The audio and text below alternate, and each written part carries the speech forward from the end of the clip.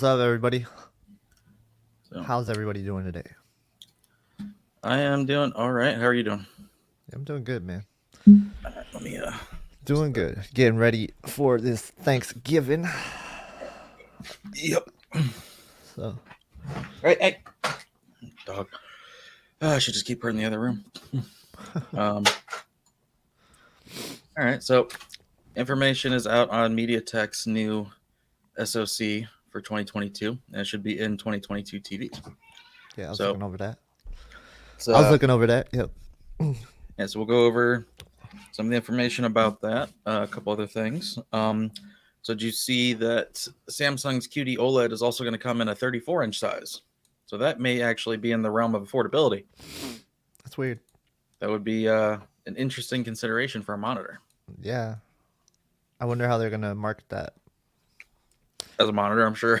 Yeah, see, but the thing that worries me when it says it's going to come in 34-inch size, it's like, is it going to be just 60 hertz? Because, like, what they Yeah, did that's with the the way Neo they. QLED with 43-inch, they made that 60 hertz instead of 120. It's kind of disappointing.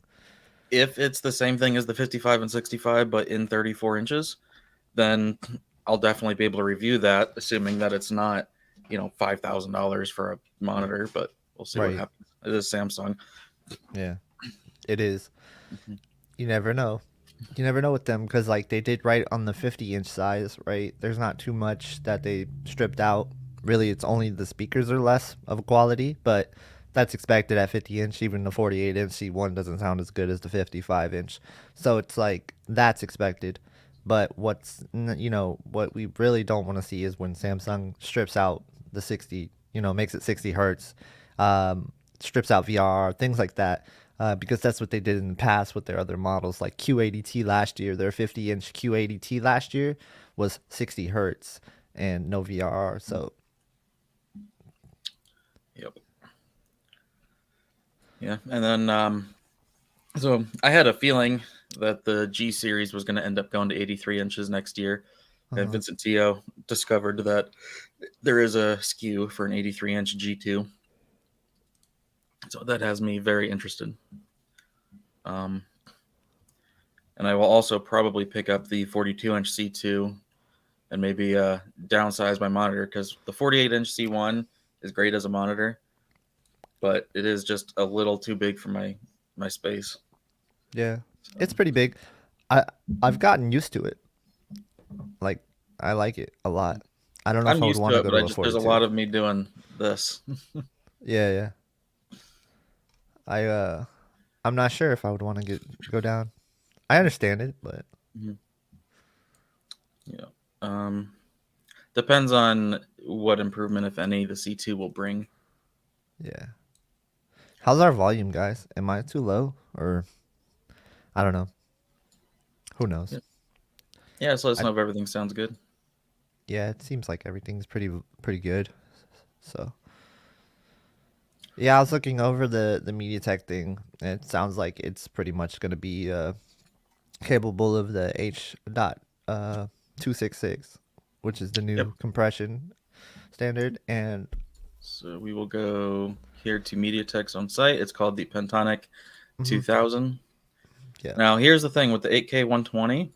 Keep in mind that HDMI 2.1 not going to work. So it's only going to be for displays with DisplayPort to start.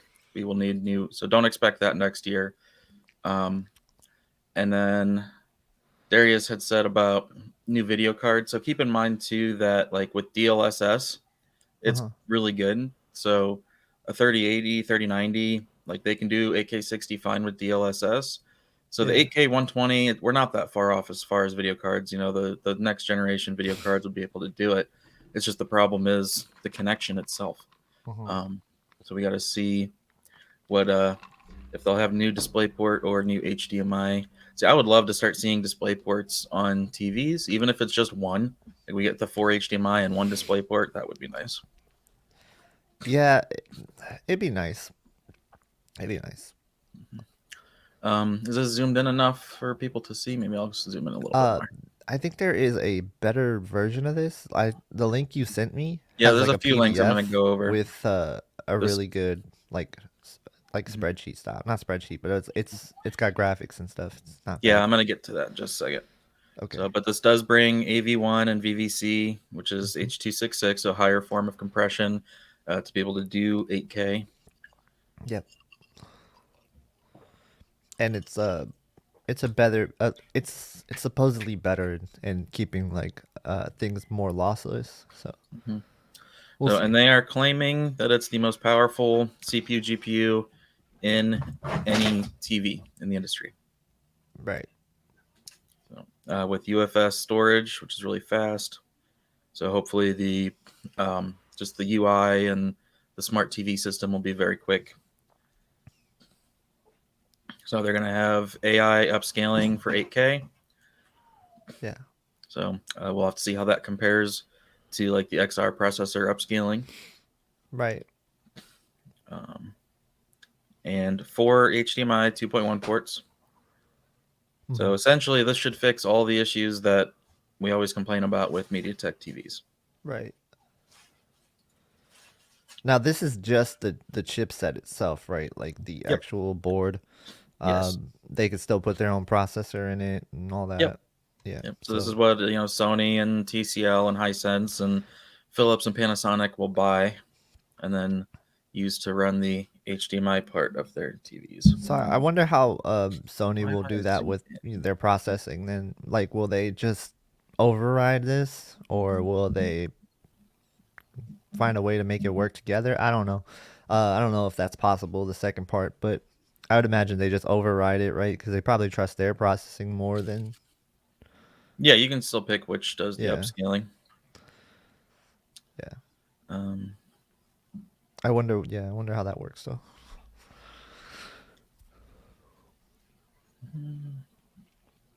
Here we go. See that? There we go. Mm-hmm. Yep. So moving down to 7 nanometer for more efficiency. Um, yeah, again, up to 8K at 120. Yeah.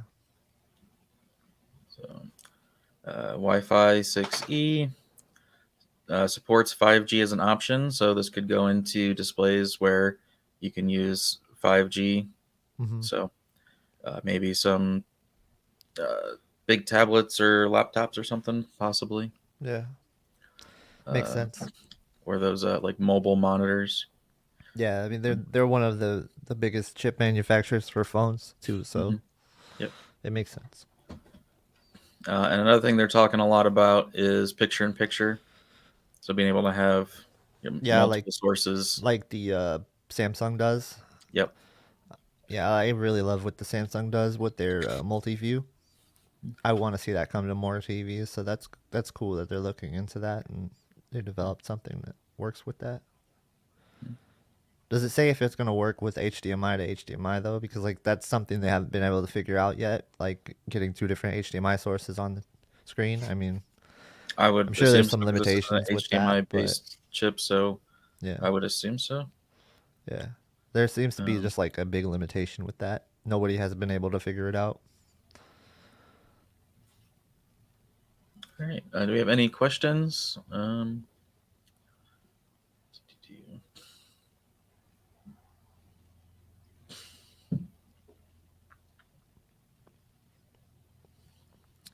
This is a little off topic, but I was thinking about it the other day. Like, I was really upset when Xbox took out the ability to plug your TV in. Well, they still have the ability, but like, you used to be able to plug your TV into the Xbox and then use it as like a TV watching thing, and then they had like a picture-in-picture thing. mhm. They took that out, like with one of Yeah, their the updates. HDMI in for the cable boxes right there, Yeah. and used to be able to have the one hmm guide. Yeah, I don't know why they dropped that. It was such a because unique thing to the Xbox, you know. yeah, it's one of those things that people complained about. Xbox wasn't too focused on the games and too much on the media, and so Yeah. they stripped it out. Yeah, monitors have display ports. There may have been a few TVs here or there over the years that had display port, but not very many.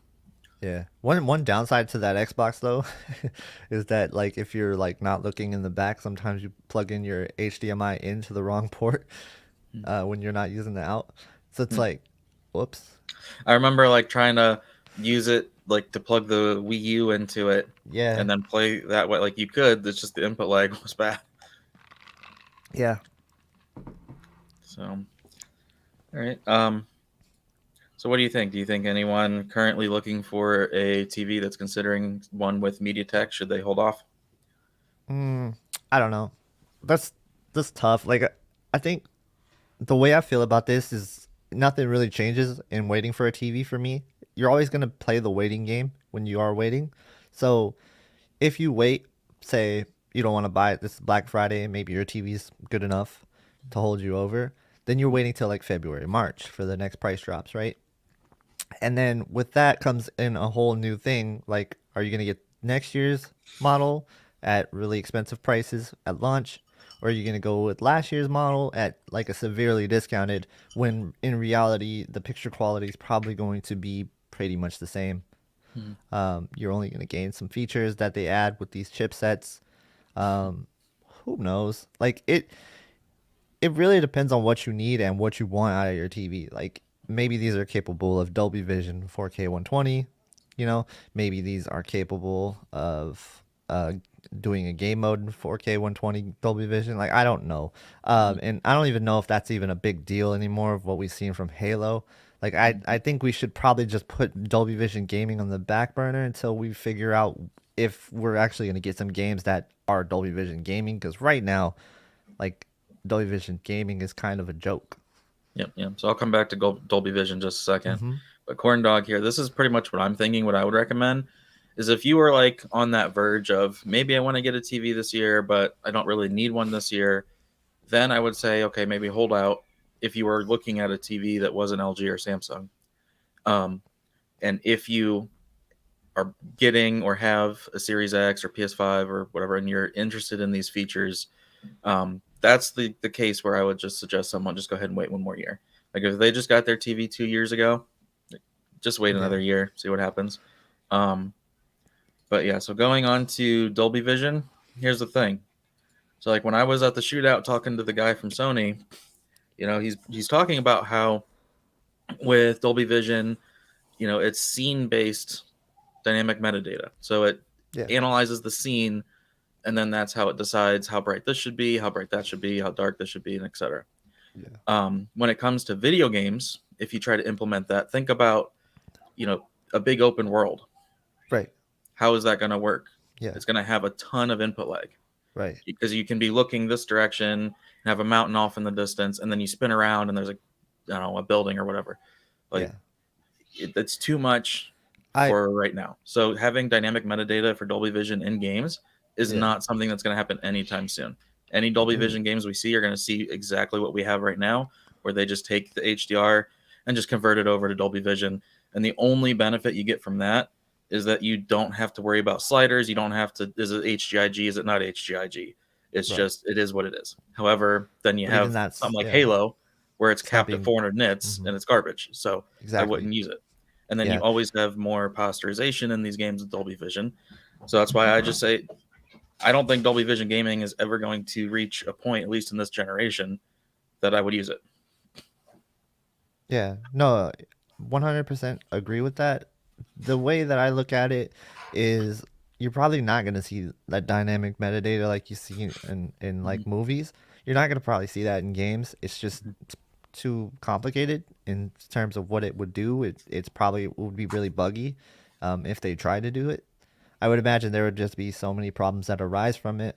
So the metadata that they will have in it, it's going to be able to talk to your TV and know that you don't need to set these sliders, things like that, and be able to kind of self-calibrate your TV for that game. And that's what Samsung's looking into with their HDR10 Plus as well. I don't think they've really said anything beyond that with dynamic metadata. They never promised anything like that. So I think like it would be nice if what Dolby Vision is doing, would they be more transparent about it? To tell us how this works in games. It would be nice if Microsoft was more transparent about it. Tell us why it's working like this and how it's working. They have the capability of it. They have the engineers. I just feel like right now it just feels like a marketing scheme And I usually don't like throw out those kind of claims and outlandish things like, trying to make it seem like it's just a ploy, but it just doesn't feel right to me. It feels like kind of scummy in a way, the way that they're setting up I Dolby Vision 100% gaming. believe they just saw what Netflix did by converting all their stuff in HDR to Dolby Vision. Said, let's do that for gaming and use it as a marketing term. Hmm. That's what they did. Yeah. So I just, you see all these people playing in Dolby Vision saying it looks great, and like it doesn't look bad. Certainly, it's just, well, unless it's Halo, it just doesn't look quite as good or really bring anything to the table that HDR wasn't doing. Yeah. So, like, I have a little more interest in HDR 10 plus at this point. That maybe that will work in tandem with HGIG up to a higher brightness setting, so your really bright LCDs can actually use that brightness correctly. Uh-huh. Um, things like that. But I don't think we're going to see Dolby Vision gaming do anything worthwhile, at least this generation. Right. I'll say this: it looks pretty similar to HGIG and Forza.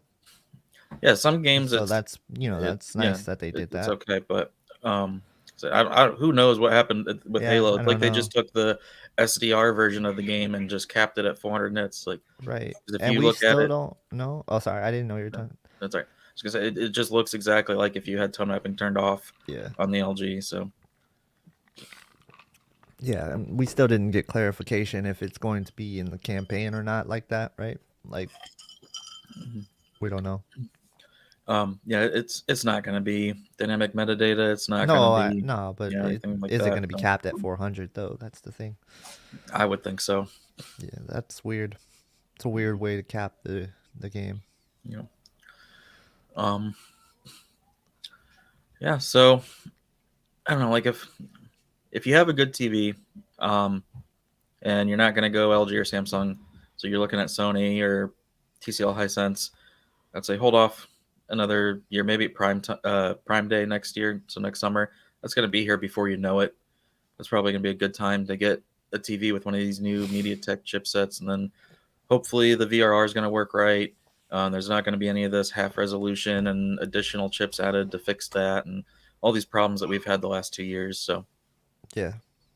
Yeah, I mean the TV sale like timeline is March. Usually you see all the TVs drop and they're always going to be at the highest prices ever. And then 2 3 weeks later you'll see a price drop from there. You usually see an initial price drop. It usually holds that for a little bit, and then you see maybe a price drop on Prime Day. But for the most part, when you see that when you see that first round of price drops, it's a pretty safe time to buy for the most part, unless you want to wait for the absolute lowest time during Black Friday. And then, of course, you have the weeks before Black Friday. Like we've seen, a lot of these TVs have been this price that they are on Black Friday for weeks, and we kind of told you that was going to happen. So it just depends on when you want to buy, and if you're patient enough to wait. If you have a TV that's good enough, like if you just bought a TV 2 years ago and it's good, like it's not just you didn't buy it to hold you over. Why are you buying a TV if it's why are you trying to replace a 2 year TV? mhm. So I think like if you can be patient, then sure. Yeah, but if you don't have one of the new consoles, Yeah, then there's no I see reason. no reason to wait. Or And even if PC. you do, like, and even if you do, like, there's splitters out there. So it's like, I don't know. The really like use case, like even a Samsung, right? How many times do you really need two HDMI 2.1 ports unless you are playing a PlayStation 5 game at 120 hertz and then you're also playing an Xbox game at 120 hertz, right? You have to be like kind of doing those two things, and then you'll need two ports. How many people are in that situation? You know what I mean? Like how many people can realistically say they're in that situation? Right now, not many, but over the next Yeah, couple of years, it'll probably increase. But I mean, right. I mean, there's especially if you splitters don't too, mind, right? So well, that or a lot of sound bars now are starting to get HDMI 2.1 with two in and one out, so that gives that you an too. extra one. AVRs are now coming with 3 or 4 HDMI 2.1 ports, and they're finally working now. Yeah. So The Sony has it, right? That the Sony HDA9 and the HT7000, they have 2 HDMI 2.1 in, and then the one out. And that adds no input lag. Nope. Okay. So Yeah, well, there's options. mm-hmm. I think if you could find a good deal on a TV you really like now, hard to see it, like a TV getting better next year. Like I don't see any improvements. Maybe with Samsung, right? Maybe they found a way to make their Neo QLED just a little bit better. Stuff like that. Maybe Sony found a way to get a little bit more out of their processor.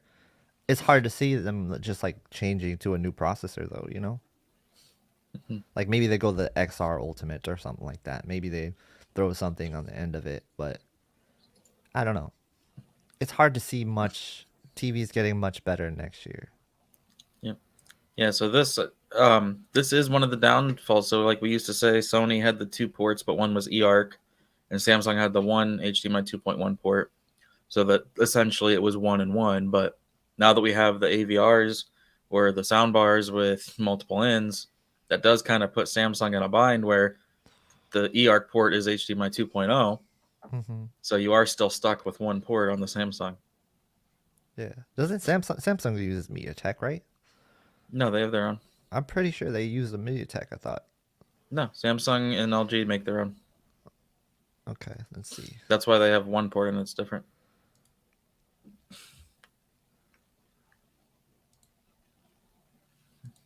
Yeah, you might be right.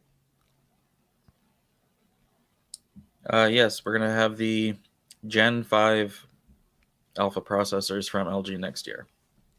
I don't expect a huge improvement in them, but who knows? We'll see. Oh, they use them in their other TVs. That's what it is. They use them in their phones also.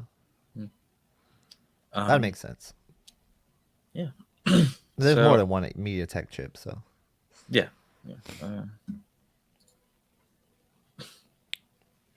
How influential the video game industry can be. Dolby Vision better be careful that HDR10 Plus doesn't overtake them.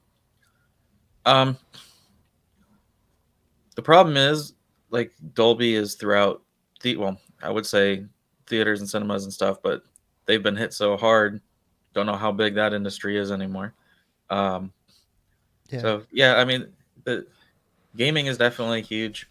But the thing to remember is every TV bought is going to be watching TV or movies at one point or another, while every TV bought some of them may not ever play a game. Yeah, and the note on that is interesting because with HDR10 Plus, Samsung can really push this towards game developers. It is cheaper. It's actually free to develop on. Yeah. And like if you're an independent game studio, like you're just one dude making a game, like are you gonna pay Dolby or are you gonna just get free HDR10 Plus? You know what I mean? I think that choice is clear and obvious. So I do think that HDR10 Plus gaming is gonna be a thing, and I think it is gonna be fairly big. So yes, I think HDR10 Plus's biggest problem right now is just their marketing, because to most people, it's just HDR10 that goes up to 10,000 nits. They don't know there's anything else different. Yeah. So I think HDR10 Plus needs to go on a marketing campaign to say, hey, we do everything that Dolby Vision does, and we do this that's different. Yeah, we do this that's better, that kind of stuff. They're on gigantic streaming platforms too. Like, and they're just going to keep coming to more streaming platforms.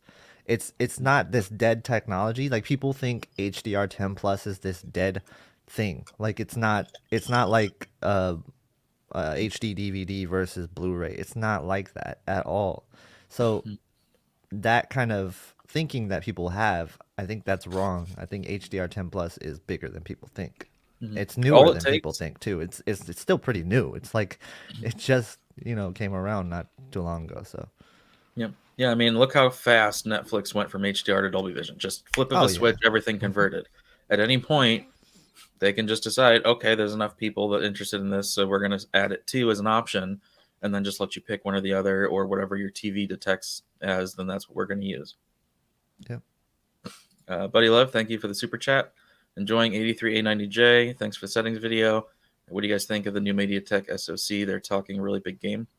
So it looks to be what they needed and what will fix all the issues. So hopefully next year we'll be able to recommend the Sonys and the TCLs and the Hisenses and stuff for all the gaming features more. Yeah. Yeah, hopefully other brands will start picking up HDR10 Plus as well. Yeah. So that way, when that does become more of a thing, then they have it. Yeah, and I see that Low to High was saying it could fade away like HD DVDs, but it's not physical media. It's not like that. It's a different situation entirely.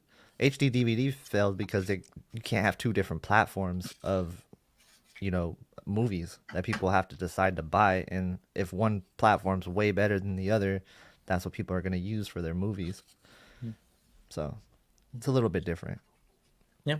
So Vizio does this as well, as does, I believe, Hisense and TCL. They have Hisense, TCL, Vizio, pretty much every brand except for Sony, LG, and Samsung. Yep.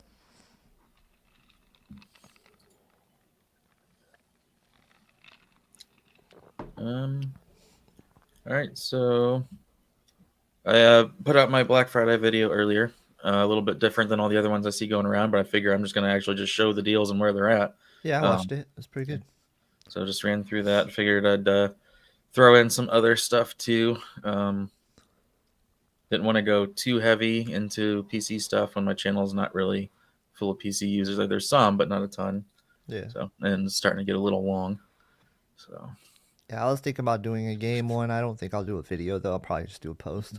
Yeah, I thought about doing like UHD sales movies, but movies are so subjective, and at this point they're all $10 to $20 or something like that, pretty much. So just grab whatever movies you like. Yeah, I figure we could go over some tomorrow. If that's when you want to do the stream, I don't know.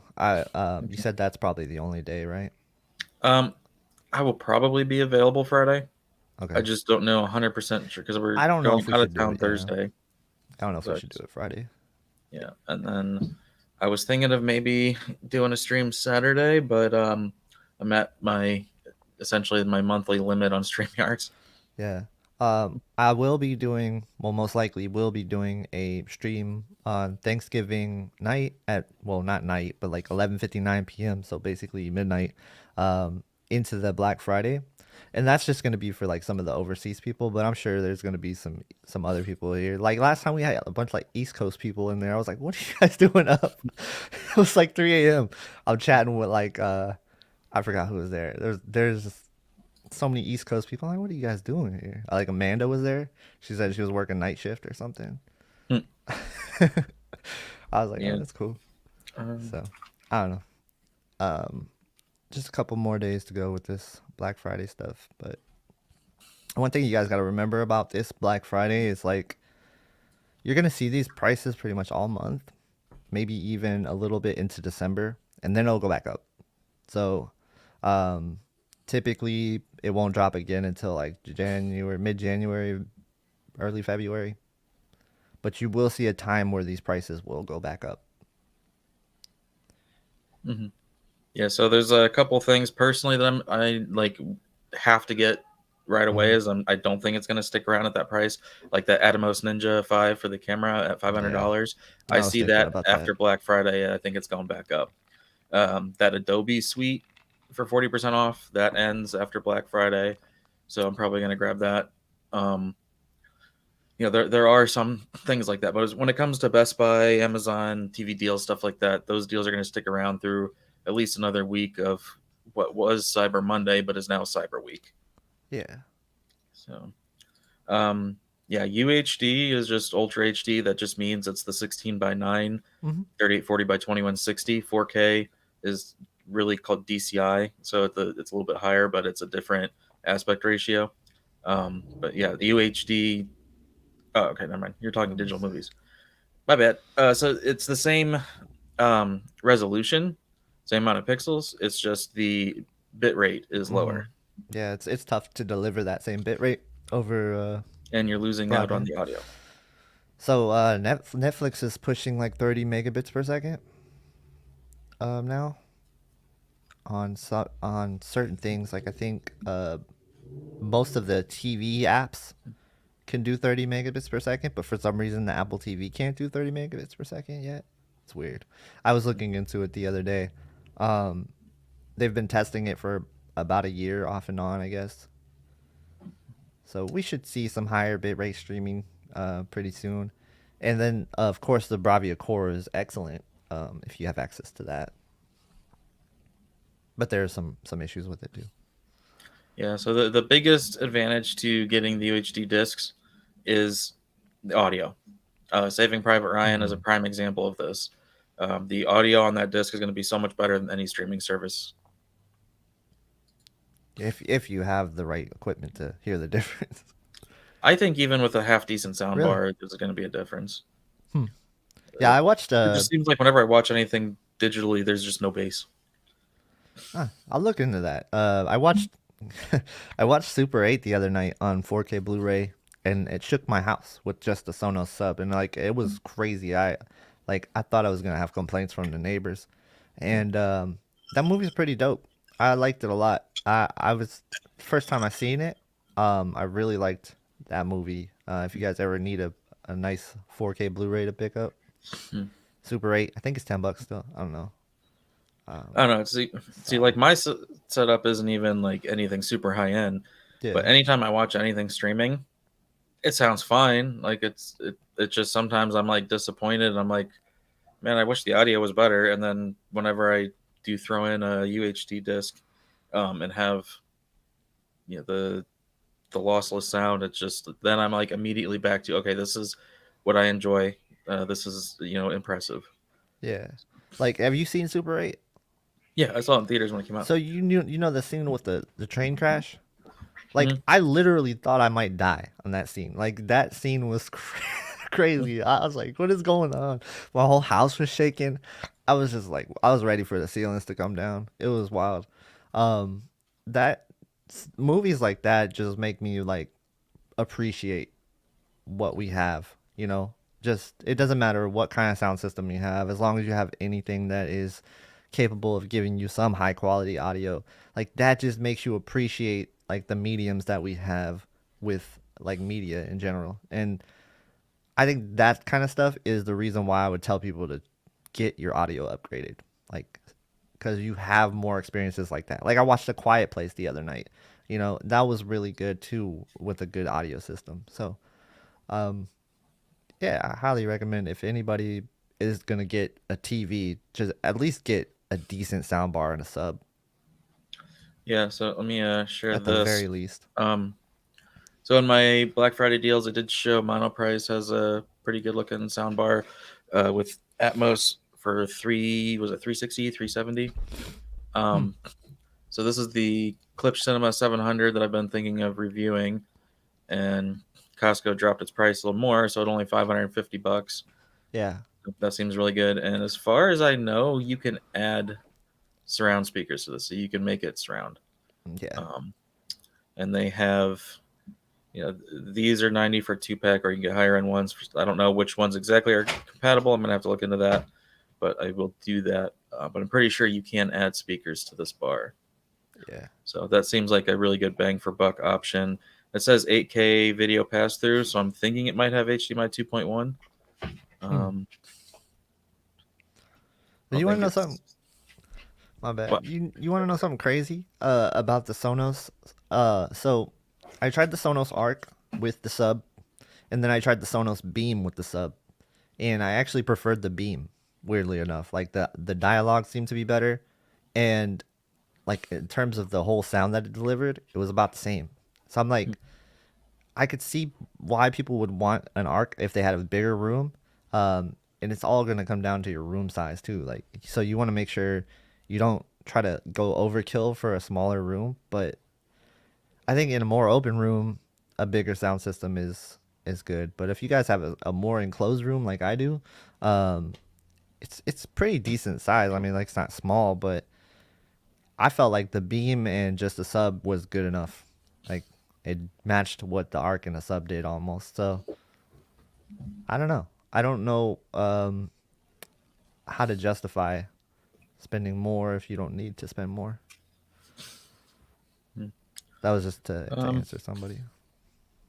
yeah, I don't know. I think if you so like say you go all out, you get quality receivers, speakers, big sub, everything. It doesn't matter how small the room is if it's calibrated correctly. Well, yeah, So right. I think the what you're talking about more has to do with the processing and how good that aspect of the Yeah. sound bar or whatever is. Well, it's like a 399 soundbar versus, a 799 soundbar. Hmm. Not a huge difference Yeah, no. if you have the sub involved. If you don't have the sub involved, then it is a huge difference. But Hmm. if you have the sub involved, it's not a big difference. So, Yeah. Yeah, so that's why like if I look at sound bars, I'm looking at the $300 to $600 range at most. mhm. Um, like the Samsung 950A, I'm sure it's great, but is it worth $1,300 compared to something like this? I would have doubts about that. Yeah.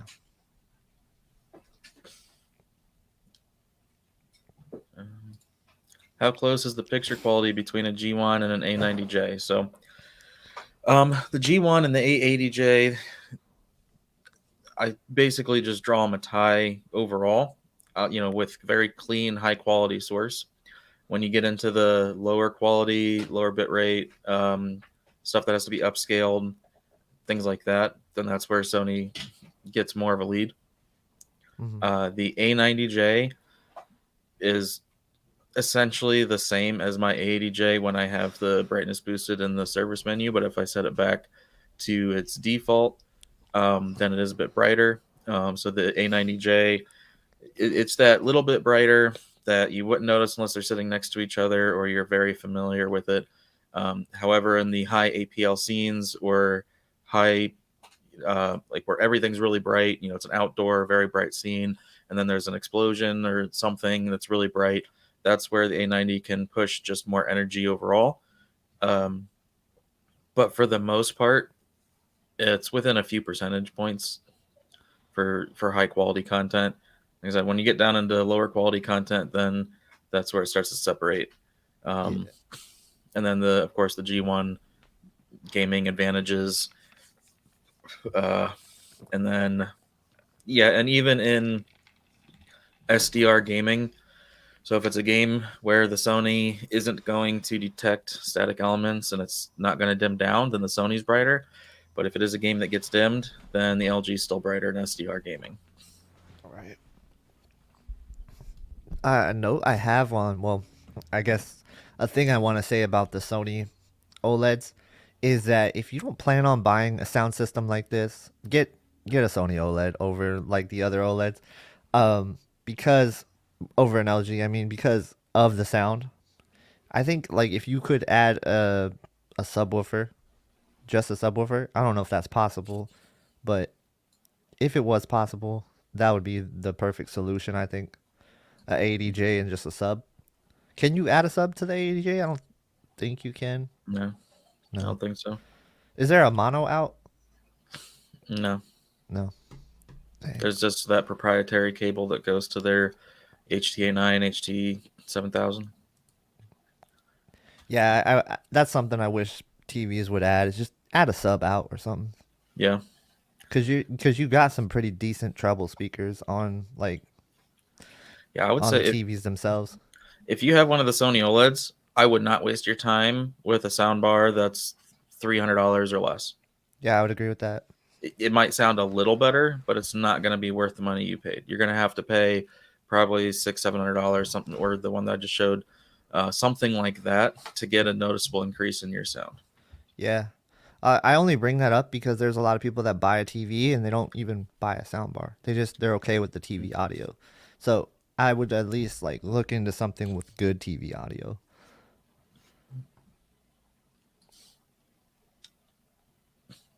So for movies, generally, I would say the Sony. Again, everything I just said a minute ago about lower quality content. Yeah, Yeah. but I would say if you're at like looking at smaller sizes, get whichever one's cheaper because they're pretty close. Yeah, for sure. So like the 55 inch is cheaper on the LG, so I would just save that money. But at the 77 inch, I would get the A80 for movies because you're getting the new panel regardless which one you get, C1 or A80. But the C1 is still software restricted while the A80 isn't. Yeah, and I think processing matters more once you get into the higher sizes too, because you start to get into that screen door type effect where you're seeing a little bit more of the pixels. So when you have better processing, you get less of that soft effect Hmm. in a bigger size. So Yeah. that's So that's where reality creation could come into play, I think. yeah, yeah. Again, especially in lower quality content that's Hmm. already going to look fuzzy or blurry, it helps just to sharpen it back up. Yep. So I showed this on my Black Friday video, but just want to go a little more in detail real quick. So yeah, I still really like the Shield. I get a lot of people like the Apple TV.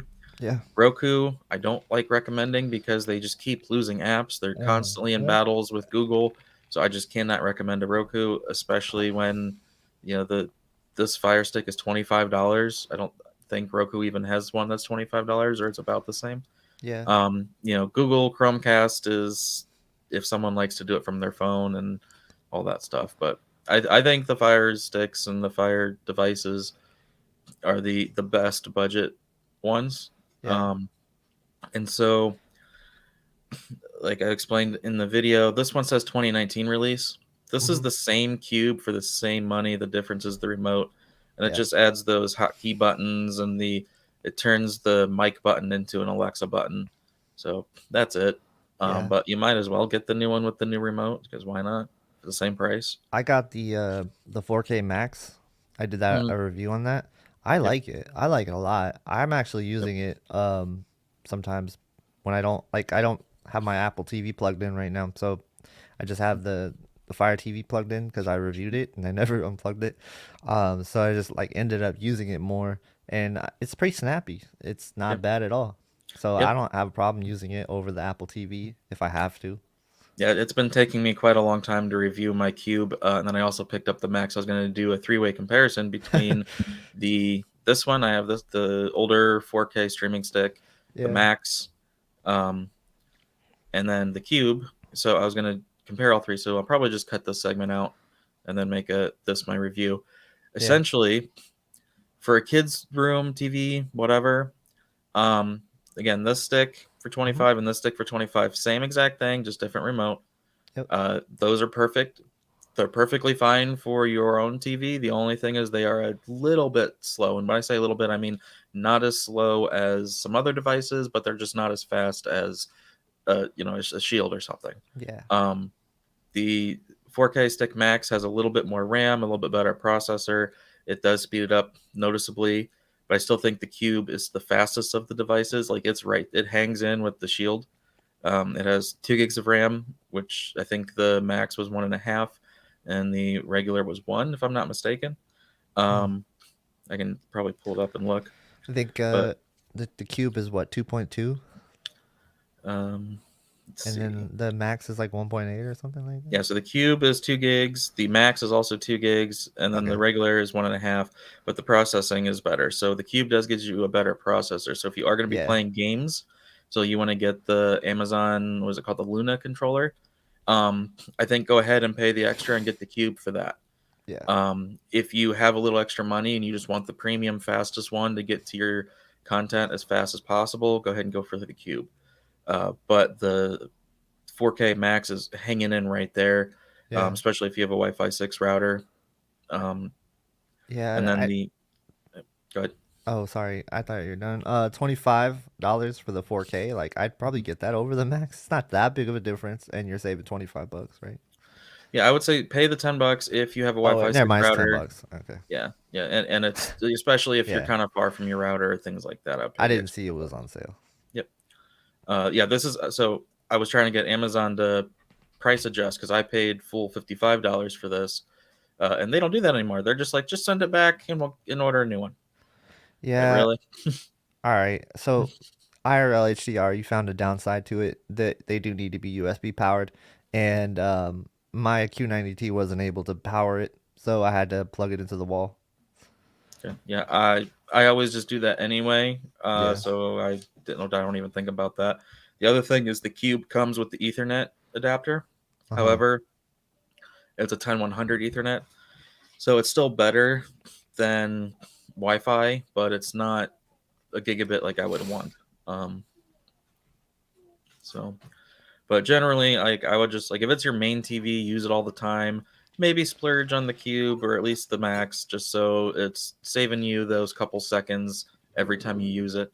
But if it's other TVs in the house, bedroom TV, kids TVs, whatever, the regular stick is fine as long as it's within your Wi-Fi range. Oh, yeah. So am I out of focus? You were kind of coming in and out. Yeah, I just noticed on the camera. So yeah, I mean, I was gonna do a full review, but it's hard to review these because I mean, you just show the layout, what it looks like, and the image quality is going to be the same on all the devices. Yeah, you saw my Netflix review, is right? still Netflix. So yeah, that's pretty much it. Just comes down to the use case and saving $10 here or there. Yeah, it's tough to do a streaming stick review. I kind of struggled with mine. I was like, what am I gonna do? yeah, I did an unboxing and stuff for them. That's all I did. Yeah. Splice that into this, and then that'll cover this review. So, I will say the thing that's annoying about the Cube is it's glossy black plastic. So it's a scratch fest 5 minutes after you open it. How big is it? Like height? Oh, like it's like a Rubik's Cube. Oh, okay. So does it cover the TV height wise? Can you hide it under the TV? Like that's my thing. You could probably Velcro stick it to the back of your TV. Ah, okay.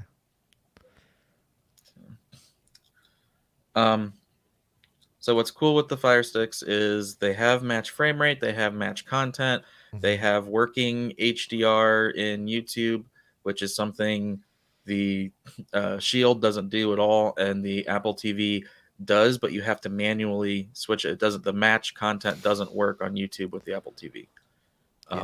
So if you are a big YouTube user, that's a main plus to the Fire devices is it works how it should.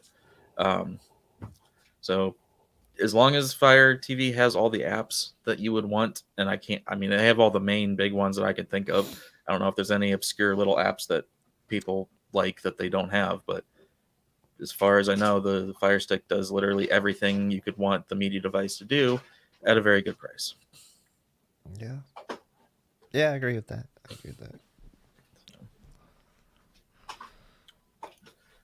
All right, so that covers that. I don't know. Anything, any topics, ideas, anything going on for you? Nope, not necessarily. I was just putting out some videos this week. I'm going to do a LGC1 versus QN90A, like guess that TV thing. I don't know if I'm gonna put it out this weekend or tomorrow or what yet, but I'll do something like that. That's gonna come sometime this week. And other than that, I just got those streams planned, and then I'll probably release the LGC1 version of the 2 videos that I did the last 2 days where we were going over it. It was just stream clips, really. Other than that, there's not too much going on. I was just gonna try to relax, enjoy the holidays, eat some turkey. Yeah, that sounds amazing. I was supposed to go to New York for Thanksgiving, but that got changed. So now I'm just stuck with 5 days in a row off, and so I'm just gonna have essentially 2 Thanksgivings over those days, and have 3 days to work on stuff. So, sorry to hear that. Gotta figure out some camera stuff, and gotta get this A90J videos pumping out. I was thinking about looking for some lighting, some better video lighting, over the Black Friday stuff. We'll see. I don't know yet. All right. We can open it up to questions. If people got any questions, leave them. Yep. Any questions? So I'm also gonna probably, as soon as this A90J review and everything is done, I'm gonna do a final year's end, just talking about the A80, A90, C1, G1, all the different sizes, when to buy one over the other, that kind of thing. As far as the A90J videos, I will have one comparing to the A80. So what's interesting is the A90 that I have is a 55-inch, and it's essentially the same price as the 77 A80. So that's a massive size difference for not much image quality difference. However, if you're restricted on space and you absolutely need the best TV, then that's where that comes in. But that's what makes the A90 a hard sell to most people, is just the price to the size ratio. Mm-hmm. So again, I think if they had a 77-inch A90J for any kind of remotely reasonable price, like even $5,000, then I think that would be a very hot seller. Yeah. Really quick, I want to touch on the well, I don't even think they're on sale anymore, but they were on sale. You were talking about the Nintendo Switch games for $39.99. Amazon had some for like $26.99 the other day. I picked up like three. I picked up Breath of the Wild again, um, and then I picked up Fire Emblem Three Houses again because I wanted to play through that again. I really like that game, and then I also picked up Paper Mario Origami King. Uh, I haven't played a Paper Mario game in like years, so I thought those would be good pickups. And since I'm getting the A80J, like what better way to showcase the A80J than with some Switch games? Yeah. Does what card work with the PS5? 989. Oh, the S is right. So wait, for $100 for the 980, that sounds like that would be the 512 gig, not the terabyte. Or unless, is it the M.2? As long as it's an M.2 Gen 4, it works with the PS5. Mm-hmm.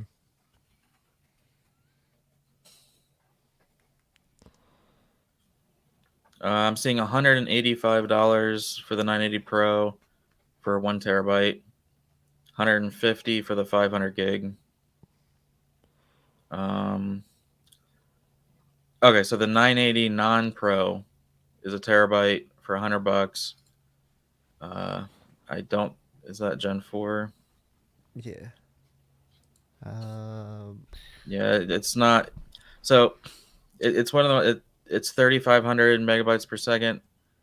That's not recommended for PS5. It could. Yeah, it's PCIe Gen 3, not 4. So probably not one you want to get for the PS5. Pretty much, essentially, you're paying around $200 for a terabyte right now for the ones that work, give or take $20-$30 if there's a sale. Yeah.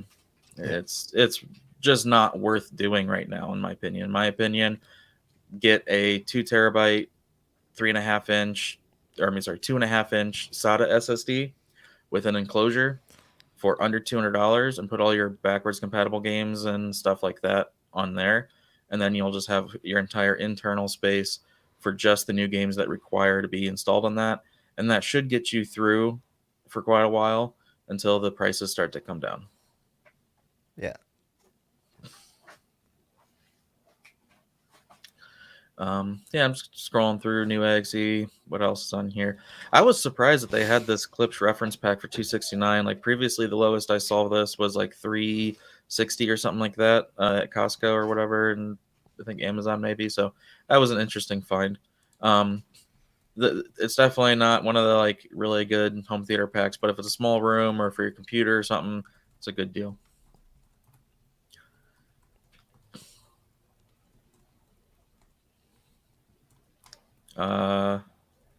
That is actually not very good. So at Costco, I actually just bought a new Elite 2, even though I already have one. My right bumper broke. So I bought a new one, $140 at Costco, also $140 at Microsoft Store. And Best Buy should probably price match the Microsoft Store, so you could pick it up there as well.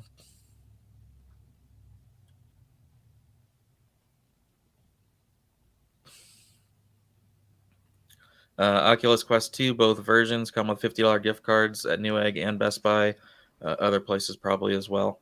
So, again, I have an Oculus Quest 2. I just have yet to actually put it on my head and try it out. Yeah, do a review of that, man. I mean, I've had it for probably 8 months now. Let us know.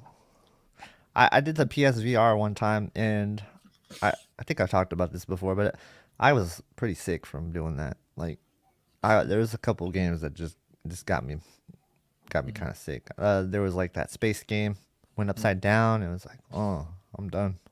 Yeah, it depends on the lens Yeah, and how clear or good the lens is that they use yeah, in them. Again, from my Black Friday videos, all the C1s at Newegg come with gift cards. yeah. I saw So that's a pretty good deal. yeah, Pretty good deal. I mean, especially the 83 inch, a $500 gift card. Yeah. That one's good.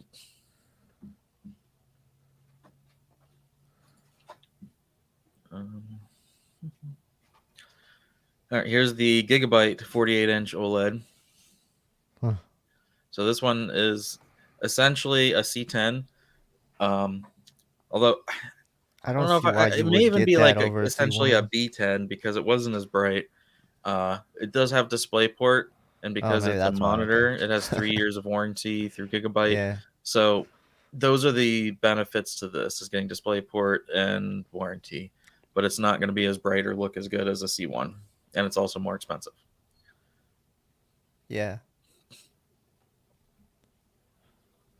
Yeah, it's hard to beat. It's hard to beat the C1 at 1099. Like, Mm-hmm. it's a really good deal. I saw that. Well, I don't know if this is for everybody, but for certain EDU members, Neo, the Neo QLED 49-inch Mm-hmm. thing. What is it Yeah, called? I The showed that G9 last. Odyssey. Yeah, I showed that last stream was like what, $400 off, $600 off, something, Yeah, a something like thousand. that. It's like 18. It was like 1600 or something. Yeah, so this one is a 144 hertz quantum dot. It's interesting, but again, the price $1,000 is kind of pushing it. Yeah, I saw a couple that were on sale at Best Buy this week. They weren't bad. There's a couple of good ones in there. I remember when it was so hard to get a 144 hertz monitor that was good for under $300. Now you can get them everywhere. So it's like, it's nice to see that's coming down in price. Yeah, Nice. it's hard to argue with a 48C1 for your gaming and monitor and a 77A80 for everything else. Yeah, It's welcome that to thing the that makes club. sense.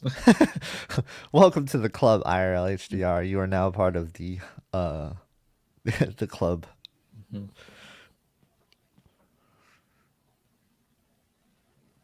I'm sorry if we influenced your decisions. Yeah, you're not gonna be sorry when it's still a good decision. Yeah, and I swear I'm not trying to copy Classy. It played out that way. Yeah, it just plays out. It just makes sense, right? To Yep. have a Sony, a Samsung, and an LG. That way I can always kind of do these videos when I need to, if there's any crazy firmware updates. Just be able to do some settings videos, some free settings videos for people. Yeah, Yeah, always free settings.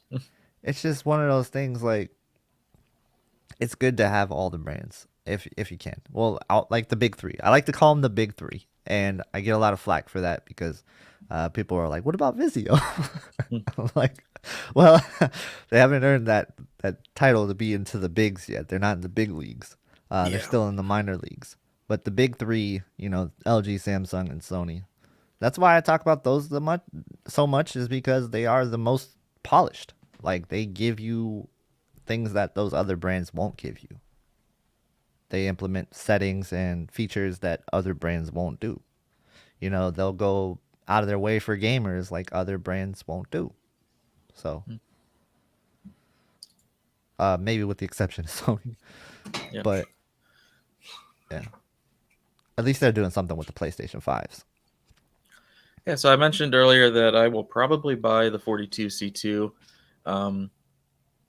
So that's probably what I'm gonna get from LG next year. And then if there's an 83 G2 and it's priced okay, then I may end up selling the A80 or moving it to something else and getting that. But I also want to see what Sony does next year, and if the Samsung QD OLED is coming in 34 inches and it's not incredibly expensive, then I may get that for a monitor. I don't know. But I'm definitely looking at getting probably one LG, one Sony, one Samsung next year. just for doing videos and learning the calibrations in and out and things like that. Yeah. I'll say this about having a 49-inch monitor. Like when you have to have a camera on the table, things get a little weird and complicated with your desk space. Yeah, So I like essentially want to mount this, but I don't know. I'm not a that's fan the of mounting. yeah, that's the problem I have with the 48 right now is like I can't get it any lower on the desk, and the camera is right here, like in the top third of the screen. So Yeah. if I had a smaller monitor, I could put the camera on a mount above the monitor looking at me, and I would Mm, actually be able not have everything on my screen be blocked by the camera, the mount, the wires. So that's yeah. why like I going like this, trying to look at things on my screen. Right. Yeah. Now that's why I always look at this way first, because like this is my screen, my whole entire screen right here. That's also why you see a big purple glare on my glasses sometimes in my video because got my screen on. But I'll say this, it does serve as a nice front light for your camera Yeah. on a white screen. It's pretty nice. It's like extra lighting. So there's that. There's that benefit. Um, Also saw that Game Pass Ultimate. I don't know if it's still on sale, but Game Pass Ultimate cards were $24.99 at Target for 3 months. Let me see if it's still on sale. And I highly recommend Game Pass Ultimate if you guys don't already have that. Oh yeah. And again, like I said before too, if you don't have Game Pass Ultimate yet and you haven't had it and you're Yes. still on gold, just max out your gold subscription. You can find gold subscriptions for $30 to $40 generally a year. Costco usually has the 2-year pack, or at least they did last year, for like 80, $90, something like that. Yep. Anyway, so you max out as long as you can on your gold, and then you pay that $1 upgrade fee, and then you have 3 years of Game Pass Ultimate for far less money. Highly recommend doing that. Like I saved so much money doing that.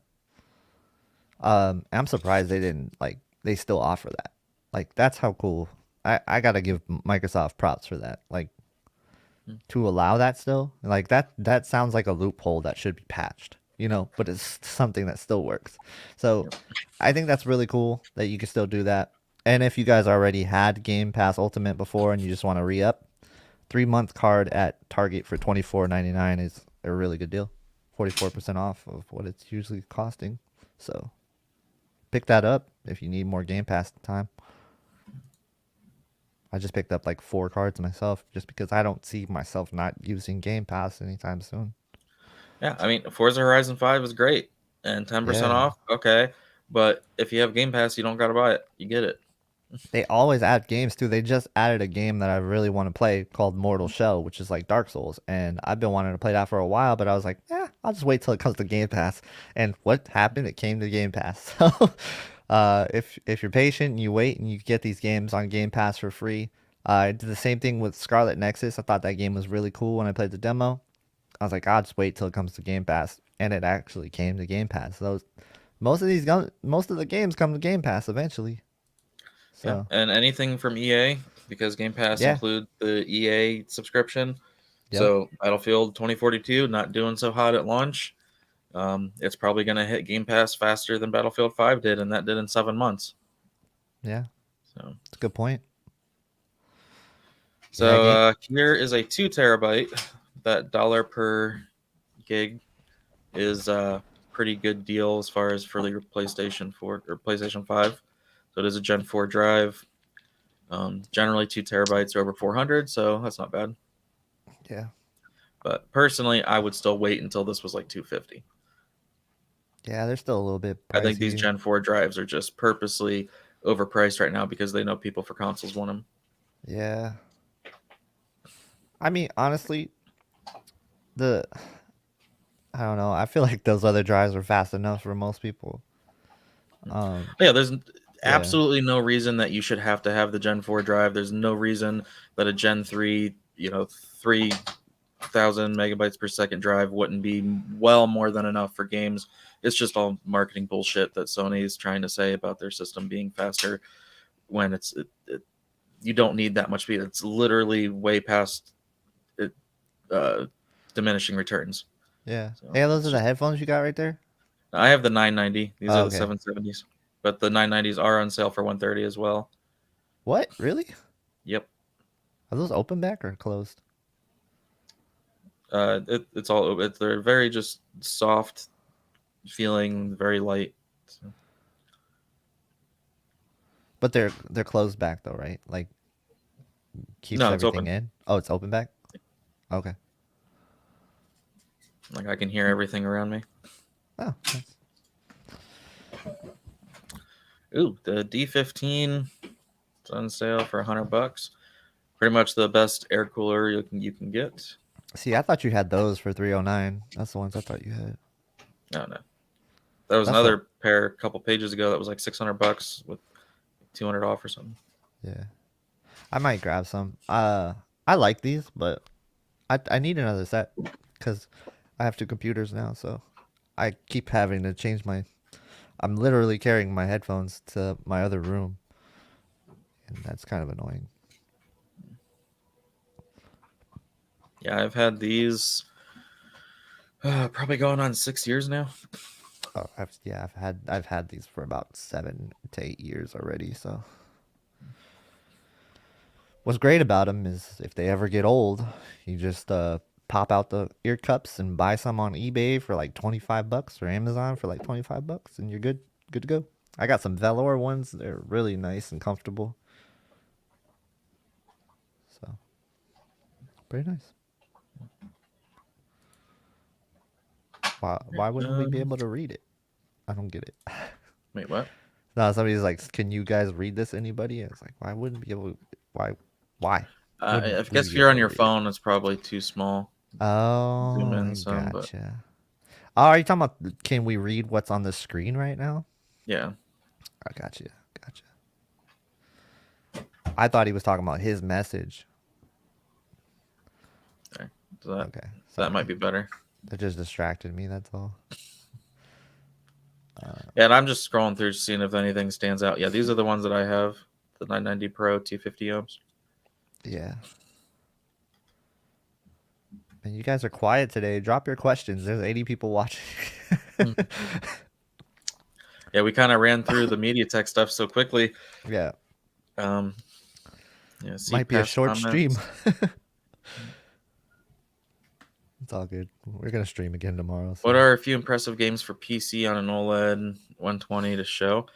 Uh, I mean, anything that is modern looks good that your PC is capable of playing. I don't know. I generally like if I'm the most thing that I've been if I don't really play on my PC very much, but if I do, it's generally just like messing around on Destiny or something like that. Destiny is pretty easy for mid-range PCs to run well. It looks really good. It's very well optimized, and yep. I'm sure Forza, I'm sure runs really well on a lot of hardware. Yep.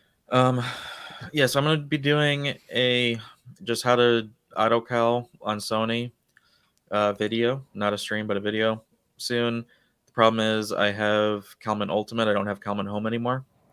So I'm trying to figure out how to make my pages on Ultimate look like Home. That way it'll look the same as what someone else would see. Yeah. I would say the X80J is not worth it in any size. Sorry, I'm just reading the No, questions. I don't really have any interest in that game. I'm But gonna that's maybe me. pick it up. Yeah. Yeah, I might pick it up.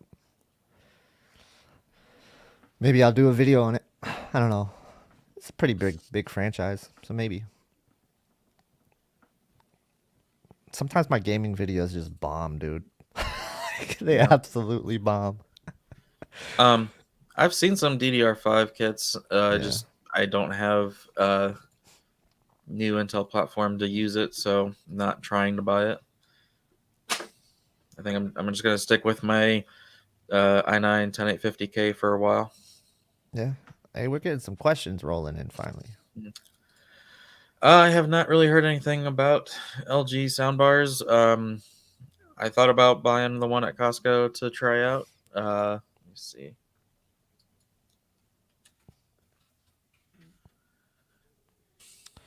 Um, This one, the 75.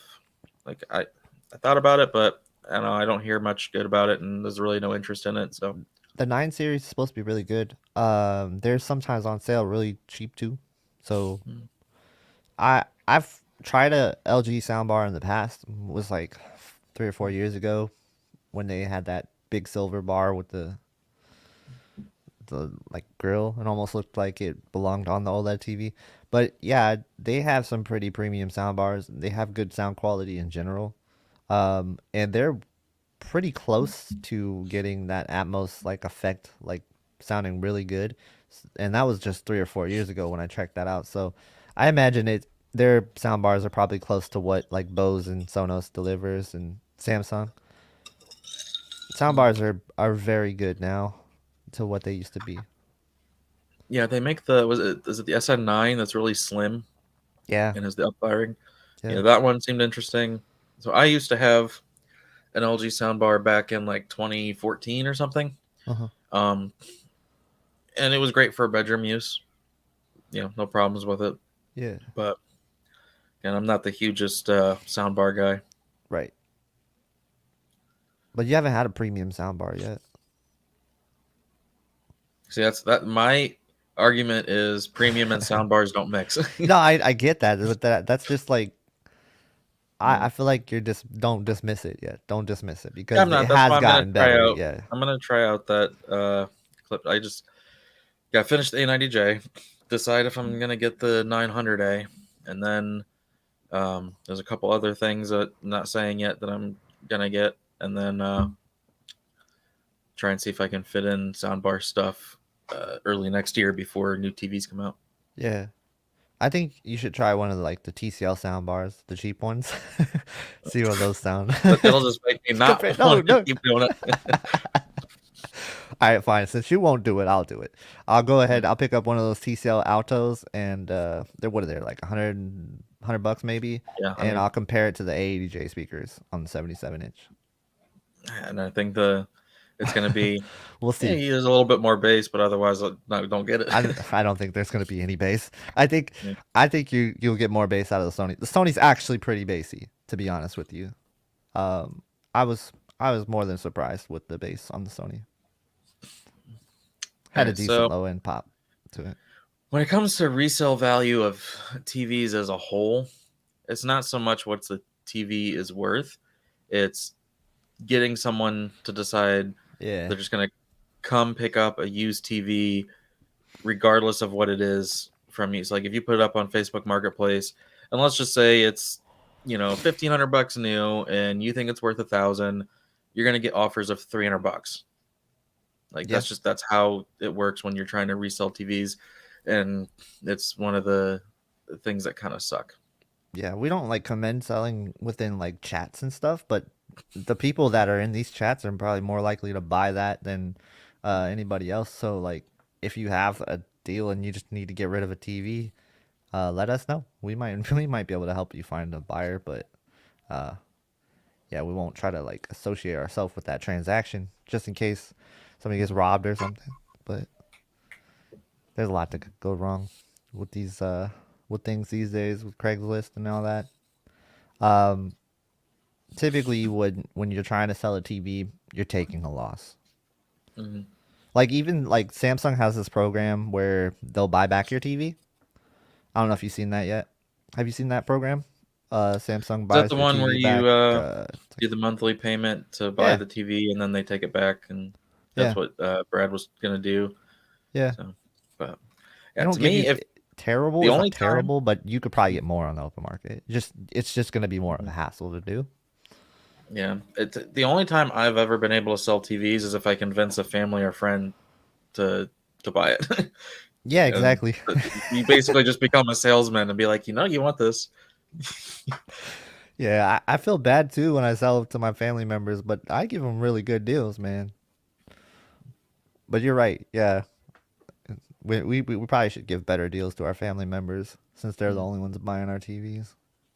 I sold my 85-inch X900H to my dad for 1,200 bucks after I paid 1,000 more than that. So Dang, you that got a was good only a deal. couple. And I had to deliver it, take it up the Okay. stairs All around a right. Well, see, corner, and then that all like comes into that transaction fee, so you're good. Your conscience is clear from I that. let him make payments on it for a year. There you go. All right, so yeah, I do not recommend doing your own calibrations unless you have a Spectro. Period. The guide that I'm doing will show for people who do have a Spectro, who have common home, a Sony TV, and the colorimeter. Just the simple process, how to do it, what to target, things like that. See, I feel better now that you said you sold that TV to your dad because I sold the TV to my brother not too long ago. So I'm like, am I bad for not just giving it to him? But so it's good to hear that somebody else is selling TVs to their family members. Oh yeah.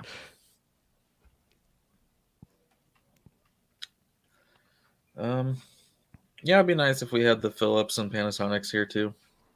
Yeah, Would at least it put would be some more nice. competition out there. Yep, we have their Walmart specials, but that's about it. Why do you think that is? Like, do they think they just can't compete? Like, do they just feel it's not worth it? Like, what is stopping them from bringing their TVs here? Like, there's clearly a market for it, I mean, they and were here before.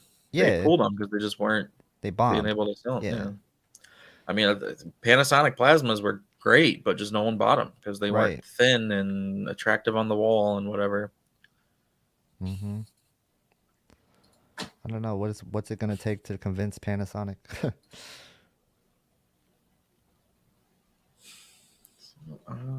Let's see. I wish I could see. They sold their TV division in the U.S. to somebody. Who is it? Who bought that? I can't remember. I have to look it up. It's a reasonably priced colorimeter and Spectro. So the Spectro, you'd probably be looking at a used i1 Pro 2 or Pro 3. Generally, let's say $300 to $600 range. And the colorimeter, you might as well just buy a new Display Pro Plus, just $300. Sometimes you can get it a little bit less. And then if you want the i1 Pro 3 new, it's like $1,500. But if you go through certain places, you can get it for $1,000. Mm-hmm.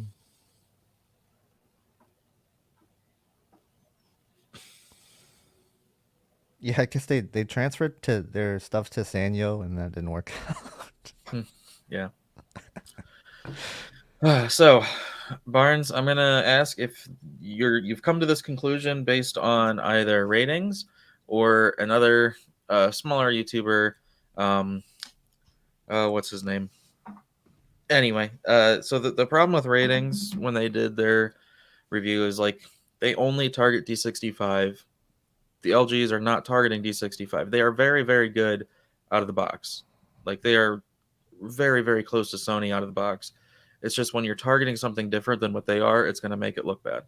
And then the same thing with Steady Chaos Productions on YouTube is doing some horrible videos about LGs and calibrations, and it's a mess. But I'm seeing a few people come back from his that then Jishin and I are trying to correct. But yeah, so ratings, it's not so much that they did a bad job. They just only do their test targeting D65, and the TV's not D65. So if you look really close, you're going to see it's only like the white bars that are high, and that's because it's the grayscale. It's just targeting something completely different. The LGs are either using JUD or JUD average. Some of them are actually D65, like the 77 G1 or some of the 48 inches are, but it's kind of a crapshoot of which model, which panel, which size is going to be D65. And even if you were to target D65 on them, it won't look like D65. So, long story short, they're very accurate. They're very good. The only thing is they have that little bit of near black gamma that's too dark, but that's easily fixed. So. Yeah, I'm not I'm not too familiar with what you're talking about with that other YouTuber or anything, but I will say that from a non-calibrated perspective of the color out of the box for the LG, I thought it was good looking. I thought it looked good. I thought it looked fairly similar to what the Sony looked like, to be honest with you. there wasn't too much of a difference, like from just your average person viewing. I think most people will be happy with the color out of the box. It's very punchy. If you're a fan of punchy colors, if you're a fan of just uh, good colors in general, I think the LG is fine. I think most people will be fine with it. Yeah, I don't know if Ninjishin's still here or not, but after what the other person did, he was going to do a follow-up video showing how good they are to the box, and I don't know Gotcha. when that's coming. I mean, I can do that too. I just don't know when I get around to it.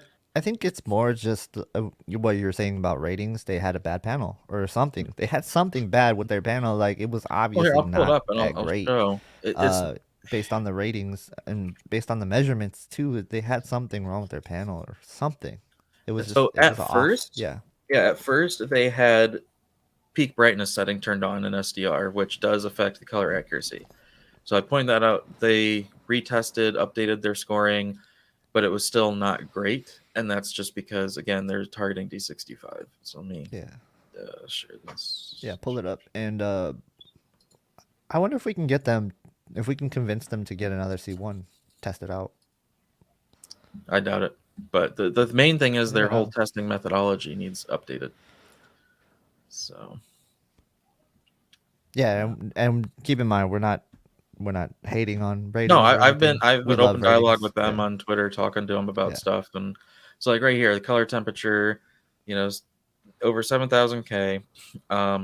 They're using expert. Like this is all right.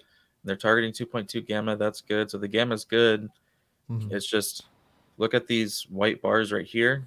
Yeah. That's all because they're targeting D65 and the TV just doesn't come D65. Right. And then that there is also going to throw off the way colors report.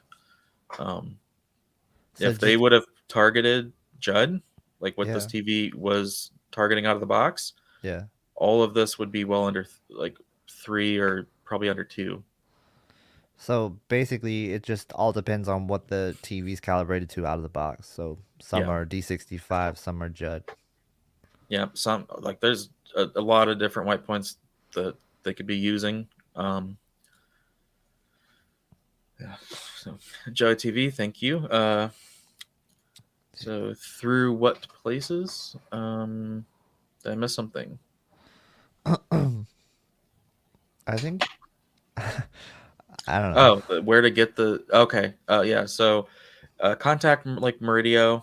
Um, that contact. There's a few other places. I don't really know too many of the names of which ones like can discount the stuff, the Spectros. Look around on AVS forum. There's a couple of members who actually work for the companies that sell the stuff, and they can usually give you deals. I think Iron Mike on there is one of them. Hmm. So yeah, just look around. You should be able to get an i1 Pro 3 new for certainly 1,300 or less. Yeah. But if you buy a used one, just make sure it has the paper of its certificate saying when it was certified. That way, you at least have some idea of how old it is.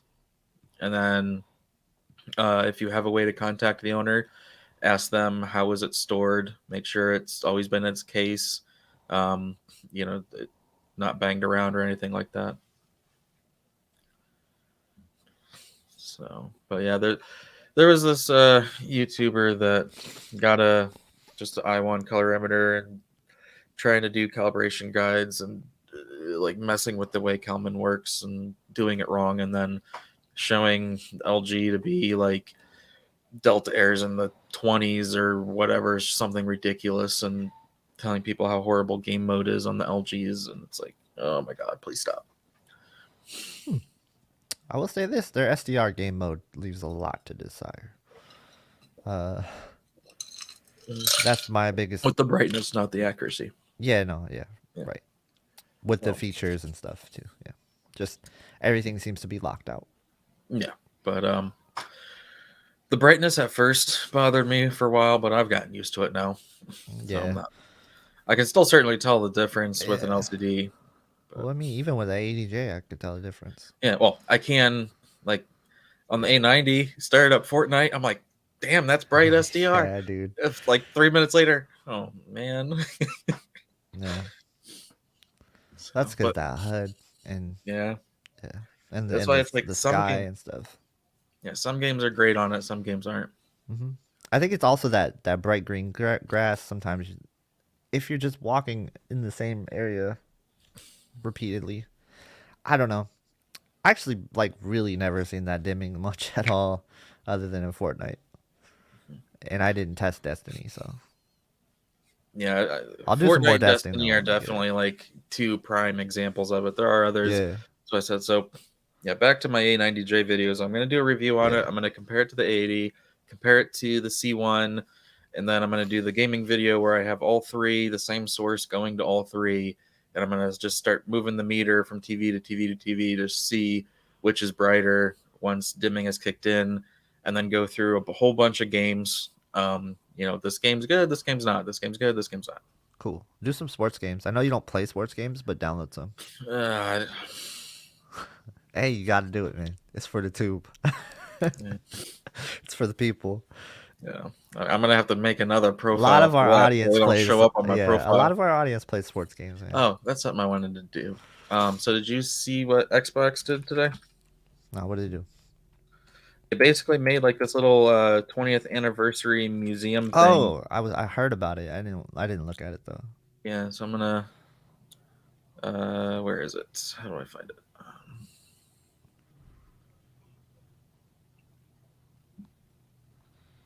Right here. Is that it? Nope, that just took me backwards compatibility. What the heck?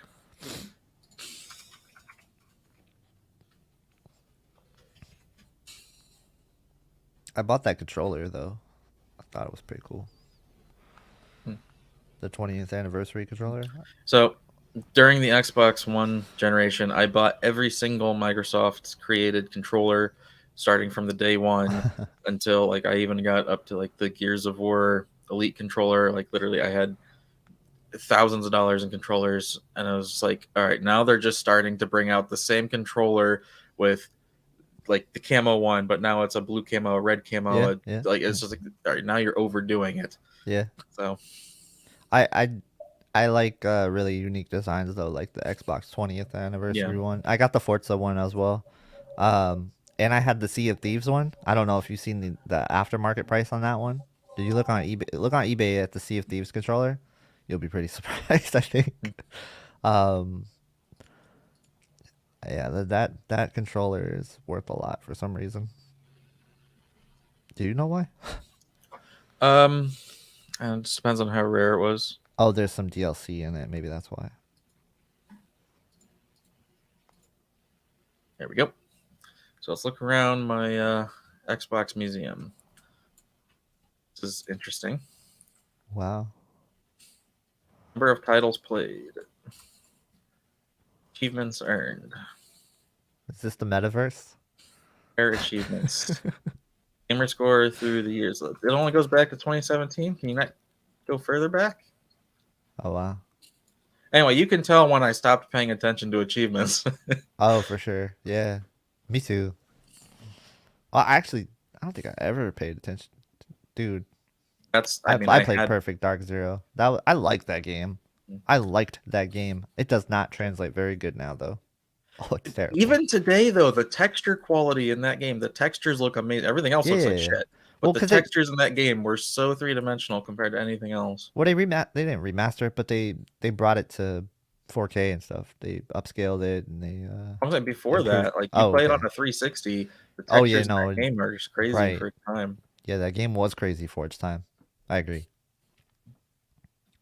So I did actually play 360 before this. I had an original Xbox before that, of course, but it was on a different account.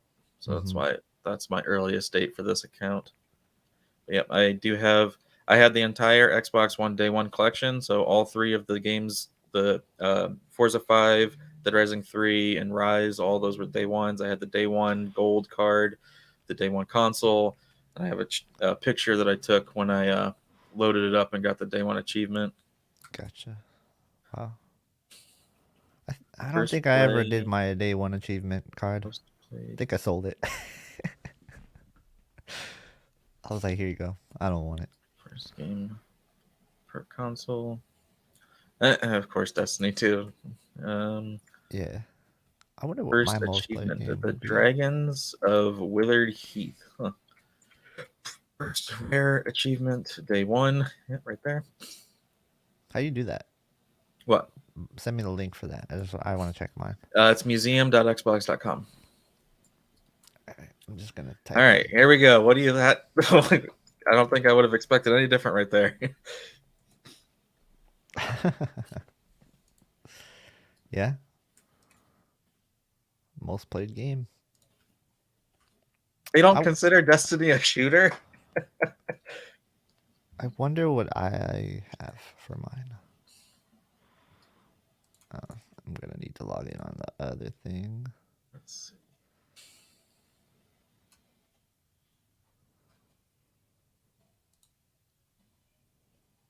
So I have an original Xbox. How do you get it to pop up there?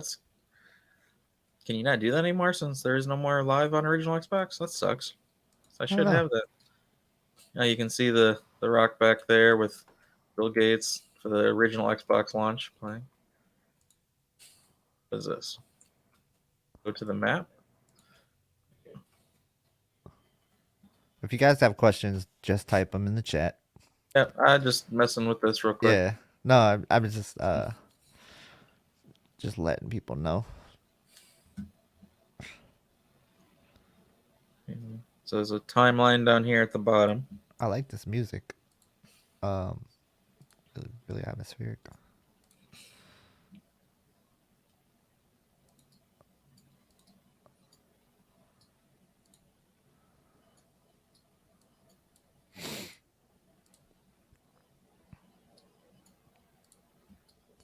Spring 2000, Microsoft tries to acquire Nintendo.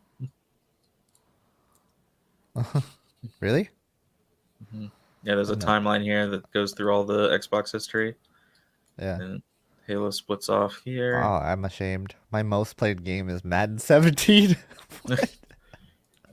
I'm done. You should cancel me. I'm done.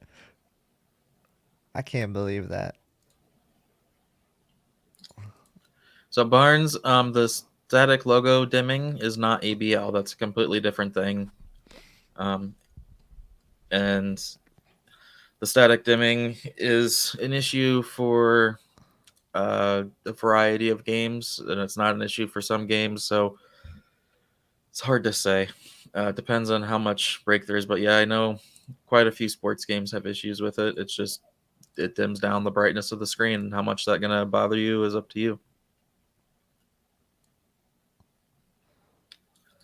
All right, so I got the Elite 2 controller at Costco because it counts under Costco's normal return period, which is endless.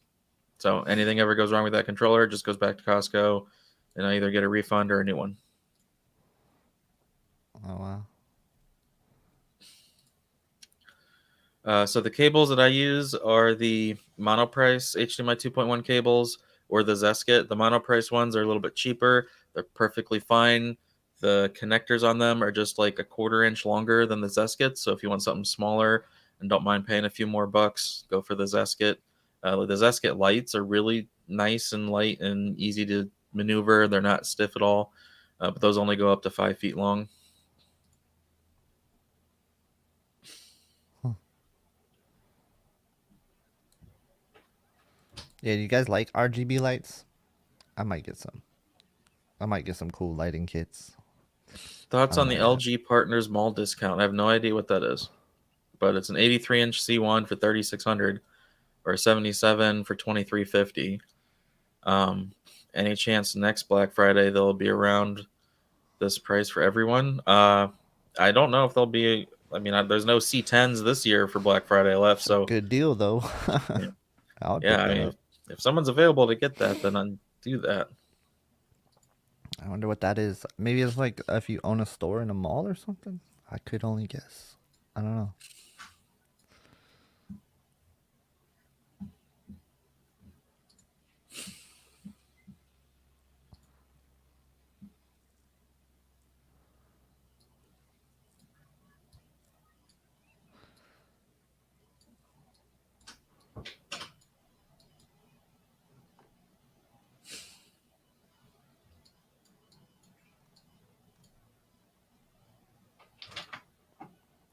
Most played game in 2006 was Chrome Hounds. Yep. Mm-hmm. What was that? Chrome Hounds? Yeah, I'm trying to think. It was a mech game that when the 360 came out, Oh, okay. there was no party chat. It was only one-on-one chat. But Chrome Gotcha. Hounds was a mech game that was 8 players and you all sat in a lobby. So it was the only way you could really have a group chat. So people would just do that and then just sit there and modify their mechs. And then when you played the game, what was so great about it is so you have this big map and everything's online with it. And it was an ongoing actual war between a couple, or it was either 2 or 3 different factions. And as people played over whatever period of time, think of like Risk. It was just taking over territory, and you'd knock out the other factions. Uh-huh. And when you're actually go into battle, there's no communication. Again, there's no party chat. So you have to, at the start of the match, go find these towers and turn on radio towers so that you can communicate with your teammates, but it only gives you so much range. And then you have to go explore out and unlock, more radio towers to have more audio range with your teammates and stuff. Like, it was a really cool idea. I always wish they would bring back Chrome Hounds and do a sequel. Wow. Yeah, that sounds cool. I don't think I played it. Yeah, it was really cool. There's so much customization. Most played game for 2007, Gears of War. Yeah. The Red Ring of Death.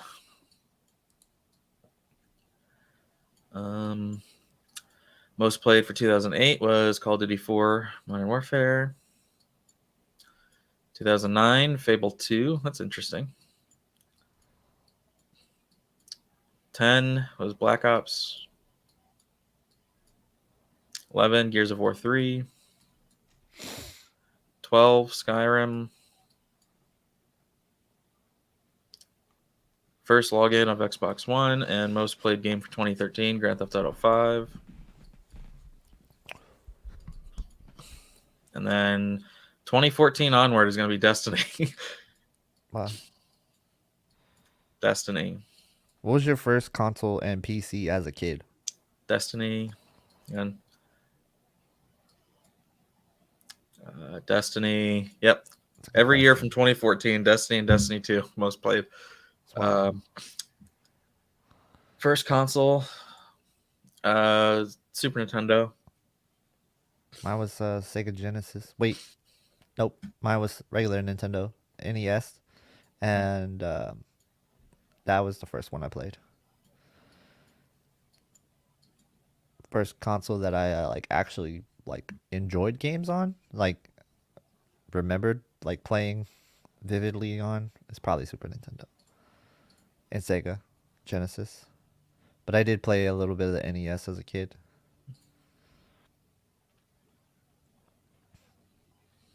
I remember playing track and field on the NES. I don't know if anybody used to do that. That was fun. They had a little pad out and you run on it. Yeah, I played a little bit of NES, but my first system was a Super Nintendo, and then Duck Hunt. So awesome. Yeah, I played a little bit of that. Yeah. I remember playing like Mario Paint. Oh, Mario Paint was, dude, that was it. I spent hours and hours on that game. Oh, man. Why didn't they bring that back? Bring that back with the Switch. Oh, Mr. Walker, what makes me sad is that there's no co-op at launch, so I don't even want to play it until co-op comes out. I'm not very happy with Halo Infinite. The campaign seems pretty cool though. Yeah, the monetization is just an atrocity. I didn't even look at that. Think of like the worst monetized Activision whatever games, and Halo's worse. The battle pass is horrible. The customization is horrible. You have to pay for everything. They just brought out this new armor that you have to play challenges to get, but then to get the whole thing, you still have to pay $50 for one suit of armor. Gotcha. It's just, you can pay to level up your battle pass. You can pay to skip challenges. You can pay. Wow, that sounds very predatory. $10 for a skin, but it only works on one armor set, not others. It only works on the battle rifle, not the assault rifle. It's just it's horrible. You were a PC gamer while we were on Nintendos? That's not possible. Unless you were playing like MS DOS, like black and white games. That's not possible. I mean, what Wolfenstein back in what, 94, 93? Yeah, I guess like poker and stuff like that too. But like back in the NES days, there was like barely any computers. So yeah, and then I don't know. Halo Infinite's been in development for over 6 years, and Yeah. there's barely any maps. You just keep playing the same modes on the same maps over and over. Not having the co-op at launch, is not having a third mode of some sort. It's just kind of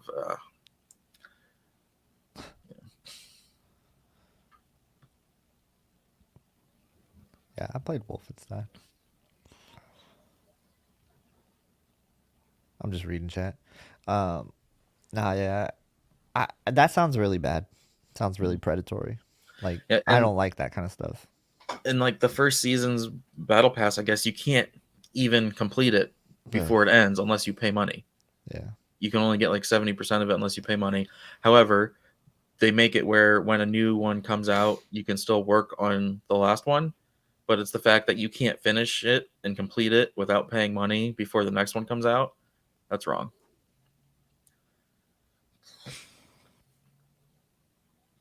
I think you're fine.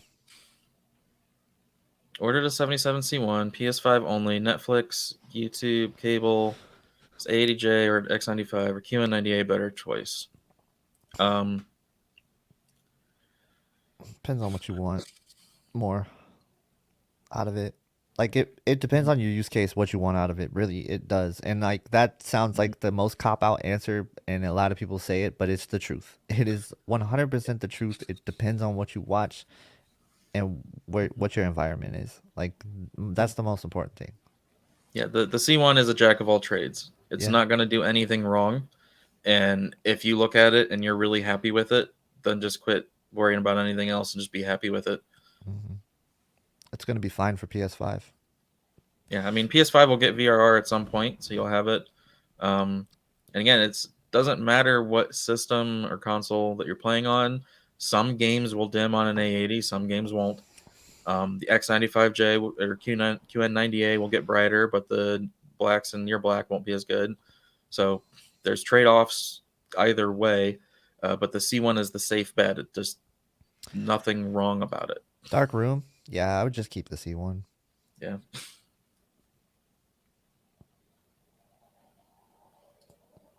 $1,100 for the entire battle pass for Infinite, and probably yeah.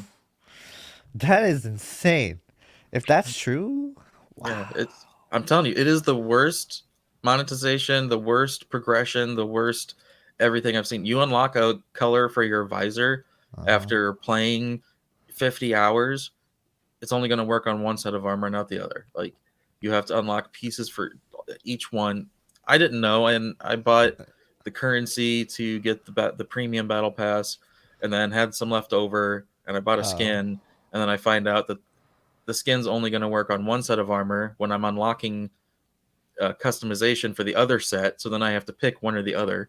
So I'm not just going to use the one that I paid for. And again, it shows the skin on a battle rifle, but then didn't know that that skin doesn't apply to every other weapon. Yeah. So That's dumb. yeah, I hate that. yeah, Like, see, this is why I don't buy. I don't buy like cosmetics at all in any games possible. Period. Zero. yeah. I just I don't do it. that then you'll be if you're just going to play it, Yeah, fine. I But don't even do it. yeah, I got the battle pass because I thought I was going to play it, and it's just like now I'm only maybe 15 hours maybe, and I'm like already bored as shit because it's the same modes on the same maps. So I think there's Yeah. only 5 small maps and 5 big maps, something like that. Uh-huh. Yeah. That's a good question, Barnes. Do you expect the A90J to get much cheaper early to mid net? Yes, I do. I expect it to get much cheaper. Yeah, and there's ways to get it cheaper now too. Yeah. Go Green toe. Green Toe. There's a few other ways, but Hit up just some retailers, like yeah, not small like ones. Best Buys. Yeah, just hit up any small retailers, video only, uh, Robert Value Electronics, places like that. you might be able to get a better price. Mhm.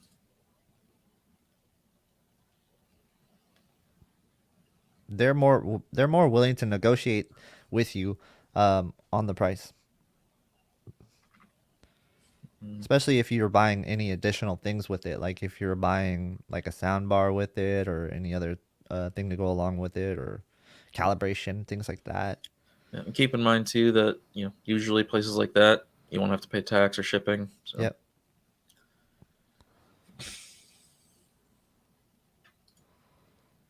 yeah, we covered the whole Mediatek thing in the Hmm. first 20 minutes of the stream. Yeah. So We could sum it up if you want. yeah. So essentially, MediaTek 2022 looks good. It's supposed to be the fastest CPU, GPU, and smart TVs out there. Four, four HDMI 2.1 ports. Now, just because it supports 8K 120 doesn't mean you're going to have 8K 120 TVs next year. Yeah. We don't And have the actual HDMI spec for that yet. yep. So that's not going to happen. But it means that the MediaTek Pentonic is capable of it. So if HDMI 3 or HDMI 2.2, whatever they want to call it, would come out Hmm. the following year, the year after, whatever, then we could start seeing 8K 120. However, the only real reason to have that would be gaming, and there's no way even a refresh of the consoles could do that. Uh, the only thing that could is if next generation NVIDIA top I end don't see it. graphics Yeah. cards with DLSS be the only way that's happening anytime I don't soon. see it, man. Like maybe on old, super old, super old games, maybe like on World of Warcraft or something. I don't know. But like, Man, World of Warcraft, every time it gets an update, they add something, and then it yeah, it does not get a ton of frame rate like you think that it would if you turn everything up. yeah, It has ray tracing now, ray trace shadows that's in World crazy. of Warcraft, That is and crazy. I it didn't know kills your that. frame rate. Yeah. Yeah, I haven't played World of Warcraft in like years, so many years. Um, and also this a note on the MediaTek thing is we don't know if it's gonna be in like the premium TVs next year or not, or if it's just gonna be in 8K TVs. We don't know.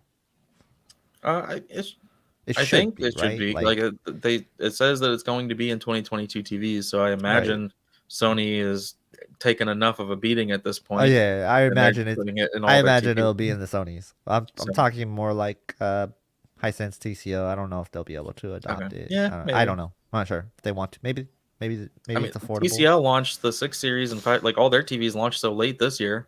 Yeah, true. I mean, so They have Wi-Fi 6. yeah. What I do think that this means is we were saying that the A90J probably wouldn't get a replacement. Now I'm thinking they're just going to repackage the A90J with the new MediaTek chip, um, and then call it an A90, whatever letter they want to go to next. Yeah, And it should perform essentially the same, maybe have some minor tweaks or updates, but essentially it would just be an A90 with 4 HDMI 2.1 ports and hopefully working VRR and things like that. I think you'll see it. Mhm. I think we might see a new A90 line. Mhm. I think that'll come later in the year, maybe around summer at earliest. Yeah. Doesn't it Um, typically come earlier though? That comes out first usually, right? yeah, I think that depending on when this Pentonic chip was done, Yeah. when depending on how long it takes them Right. to get it, I think that they could do like a summer launch of the A90J replacement, give them a little bit more time to clear out the A90Js. Um, That's true. and then I think the A80s, they would get it as well, but hopefully they would also get some other improvements.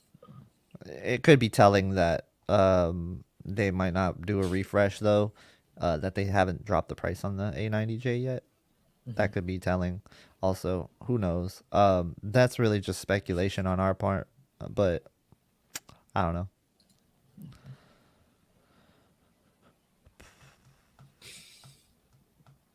That's a tough one. If I had to Price choose, price aside, yeah, it's a tough one. I think me personally, I would probably go for the 900A. I haven't seen the 900A, but like, it's tough. I think probably would go for the 900A just because the brightness factor, and if I could get the brightest TV possible and like the biggest size, that's probably what I would go with. But I don't know. It's tough. I haven't seen the 900A. I say, Yeah. but between the Q90A and the A90J, I picked the A90J, but I haven't Yeah. seen the Q900A. So Mm. I don't know if it's as good as you say it is. I don't know. That's why I'm so tempted to get it when the A90 goes back and review it. Yeah. So, but Because like it sounds like the processing in it is really good too from what I've heard from the people that own it. They say that it's very good, and I'm guessing that the processing in the QN900A is a step up over the 90A. They probably have more cores in it. I believe that they have the AI upscaling like to another degree. I remember watching the CES press conference about it, and it was very impressive what they were talking about. The deep learning capabilities of it, and that's what Sony's capable of too. And that's why I say that Samsung's not too far off of Sony what they're doing processor wise. And I think we're going to see another leap from Samsung this year. They're doing a lot more at the developer conference. I watched a lot of that stuff, and I saw what they're doing with Tizen, and the stuff that they're doing with Tizen is pretty next level stuff. So I don't know if they're gonna implement the stuff that they say they're gonna do in Tizen next year or not. But we're supposed to see like 3D elements on the screen and stuff like that. So like weather should appear in 3D and things like that. Like that kind of stuff is cool. And I think seeing more advancements would be cool. I don't know. I got a little off topic there. yeah, I think this is definitely the thing that, like, if you're a cable watcher, Yeah. then probably go A90. That's the thing though, because their processing is good with cable. But not only does the processing not quite match Sony, but you're also Yeah, going up to 8K instead, that's from true. 720. That's true. For So 1080p, yeah, that's true. that's really stretching it. Yeah. So, but if you're watching UHDs or high quality streaming, HDR stuff, I would go for the 900A. If you're playing games, I would go for the 900A.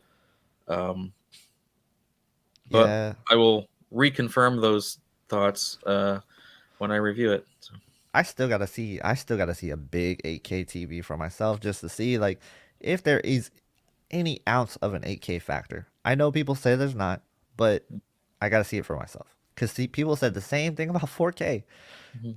and look at it I, now.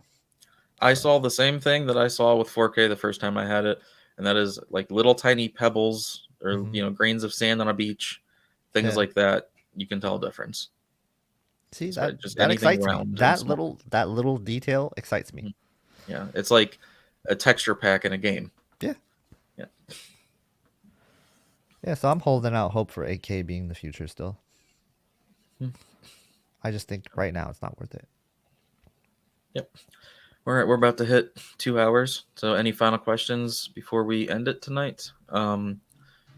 So are you thinking tomorrow for your stream? Yeah, tomorrow. Okay. Probably around what time? What time are you getting off and stuff? I'm not working tomorrow. Oh, okay. I just got to go grocery shopping, which is gonna suck. Well, we can do it at 4 if you want. For your time, For my 7 time. mine. Sorry, yeah. Okay. I should I give you think your that time. should be good. Yeah. Okay. So Yeah, and then I'll do another one Friday or Thursday. Thursday into Friday at midnight. Just a little one. But that's cool. Yeah, any last questions you guys got? X91J versus the Q70A 85 inch. I would go with the Q70A 85 inch, but like that's actually really kind of a tough one also because if gaming, go the Q70A. If just movies and TV, I would go for the Sony. yeah, see, I don't even know. I was not a fan of the 900H. I like it I for was movies not. and stuff on a big screen. Yeah. No, see, I was thinking about getting the 65. It would make it easier to acquire. Um, But Yeah. if you look on Samsung site, it's like contrast, the HDR whatever X32, which is the same that the 90A says, Hmm. while the bigger ones say X64. So Yeah. there is differences. There's differences in the power requirements and stuff. So I don't think the 65-inch 900A has the benefit that the 75 or 85 has. It probably has the processing and stuff, but um, I don't. I think like if you're not gaming, it's a perfectly fine consideration if it's close to the QN90A's price, but it's not close to the QN90A's price. It depends on how cheap you can get it. It might be worth it, depending on what the price is. So I actually just went ahead and did my fire comparison through this whole stream. It was I don't know, about an hour ago. If you want to rewatch or skip through the stream and get to that part, I covered all the fire devices. I will like probably take that segment out of the stream and add it to the unboxing that I Hmm. shot of the 3 devices, and then just make that my video, because there's really not much to show. Like there's no difference in image quality, and the real difference just comes down to the speed and the connections of the devices. Yeah, Um, I think it was around the 45-minute mark. okay. I don't know. I'm just guessing. Yeah. Don't quote me on that. Yeah. All right. That's what we're hoping for if they About have the it, new yeah. Mediatek chip. And HDMI 2.1 standards is supposed to be supporting VR. Like that's supposed to be baked in. So yeah, that's the hope. But for some reason, the regular MediaTek couldn't do it. So Yep. technically, they shouldn't even be called HDMI 2.1 TVs. Yeah. Yeah. So these the Bear Dynamic DT990 Pro. They're $130 on sale at Newegg right now. They're in my Black Friday video. They're just extremely comfortable. It's the only headphones that can just sit on my head and not give me a headache. Yeah. What's the most likely white point my 48C1 will come with? Uh, it changes based on which panel it is. So if you have a WBE panel like I do, then it should be, I believe this was relatively close to D65 out of the box. But we're seeing a lot of variance in them, so I can't tell you. Yep. Why do they pick different ones for different sizes? I can't tell you.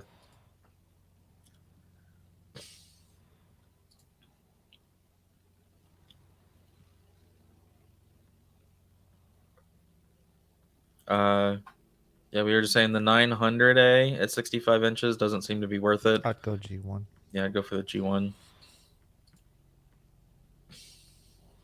Only time I would consider the 900A is if it was cheaper and if it was at like a 75, 85, something like that. Just because that's when you will maybe see the details of 8K a little bit better, even if it's upscaled.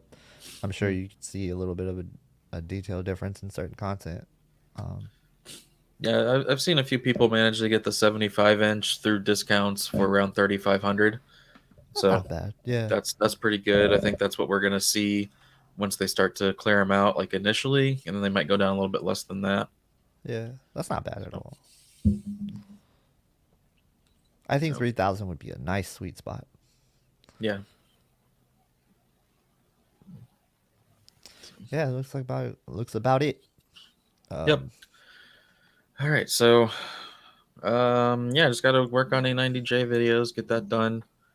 Cool. I'm, What's up, your rock? it's Thanksgiving this week. Got some traveling to do. So I will probably get all the videos done this week, but I don't know when they will actually be out. So probably throughout next week. Yeah. Yeah. All right. And then after Cool. that, it's a matter of if I can fit the 900A before I need to use that money for traveling. Are you gonna get the 65, right? No, 75. Oh, you're So getting the if I'm going to 75. do it, I might as well get the 75 to make sure it's the good one. Yeah, have fun. It's a lot of money. It's a lot of hassle too, but yeah. Yeah. I think it'll be cool. Yeah. It'll help you decide too, I guess. if you're missing out on anything. Mhm. It'll ease your mind. No, it's gonna make me want to play games on it more. It's That's make true. me want to get an 85. That's true. Yeah. Yeah. So, God, I can only imagine right now how Halo would be on it. Oh yeah. Halo looks That's where so dynamic good on tone LCD, mapping, bro. like that's a case where you need dynamic tone mapping because the base HDR in the game sucks. Yeah. Yep. That was the conclusion I made too. Yep. I was like, how could you play this? I was like, literally, I was like, how? I was like, when I went from my Q90T to my LGC one, I was like, man, did I make the wrong decision and get the OLED? Like that's how I felt. And then I was like, okay, well, let's try with tone mapping on. Okay, that's a little bit better. It's not quite as good as the Q90T, but that's what I'm saying with the use case is like if you're somebody who plays nothing but bright games, get an LCD. Hmm. Like that's it. So I do have a C1G1 video, but because there's so much variance, you cannot copy white point settings or anything like that on the LGs because you don't know what your panel is targeting out of the box. So it's just making sure all the regular settings are where they should be. Yeah. So, all right. Cool. Well, I guess we're gonna go. So I guess 4 we'll be back tomorrow night. 4:30 or 4? I don't know what you think. Whichever you want to do. So I just got to go shopping in the morning and then work All right, on. let's do it at 4. That way, if we go 2 hours, it's not too bad. Yep. So. Yeah. All right. Thank you, everyone, for coming. And we'll all see you soon. Yeah. See you guys tomorrow, hopefully, 4 p.m. Pacific on my channel. Hope you guys have a great night. See you later. Yep. And 53 people still here. I'm sure you're all already subscribed to Tech with KG, but if not, go do so. And if you don't mind hitting the like button after it ends and leaving a comment, that would be helpful.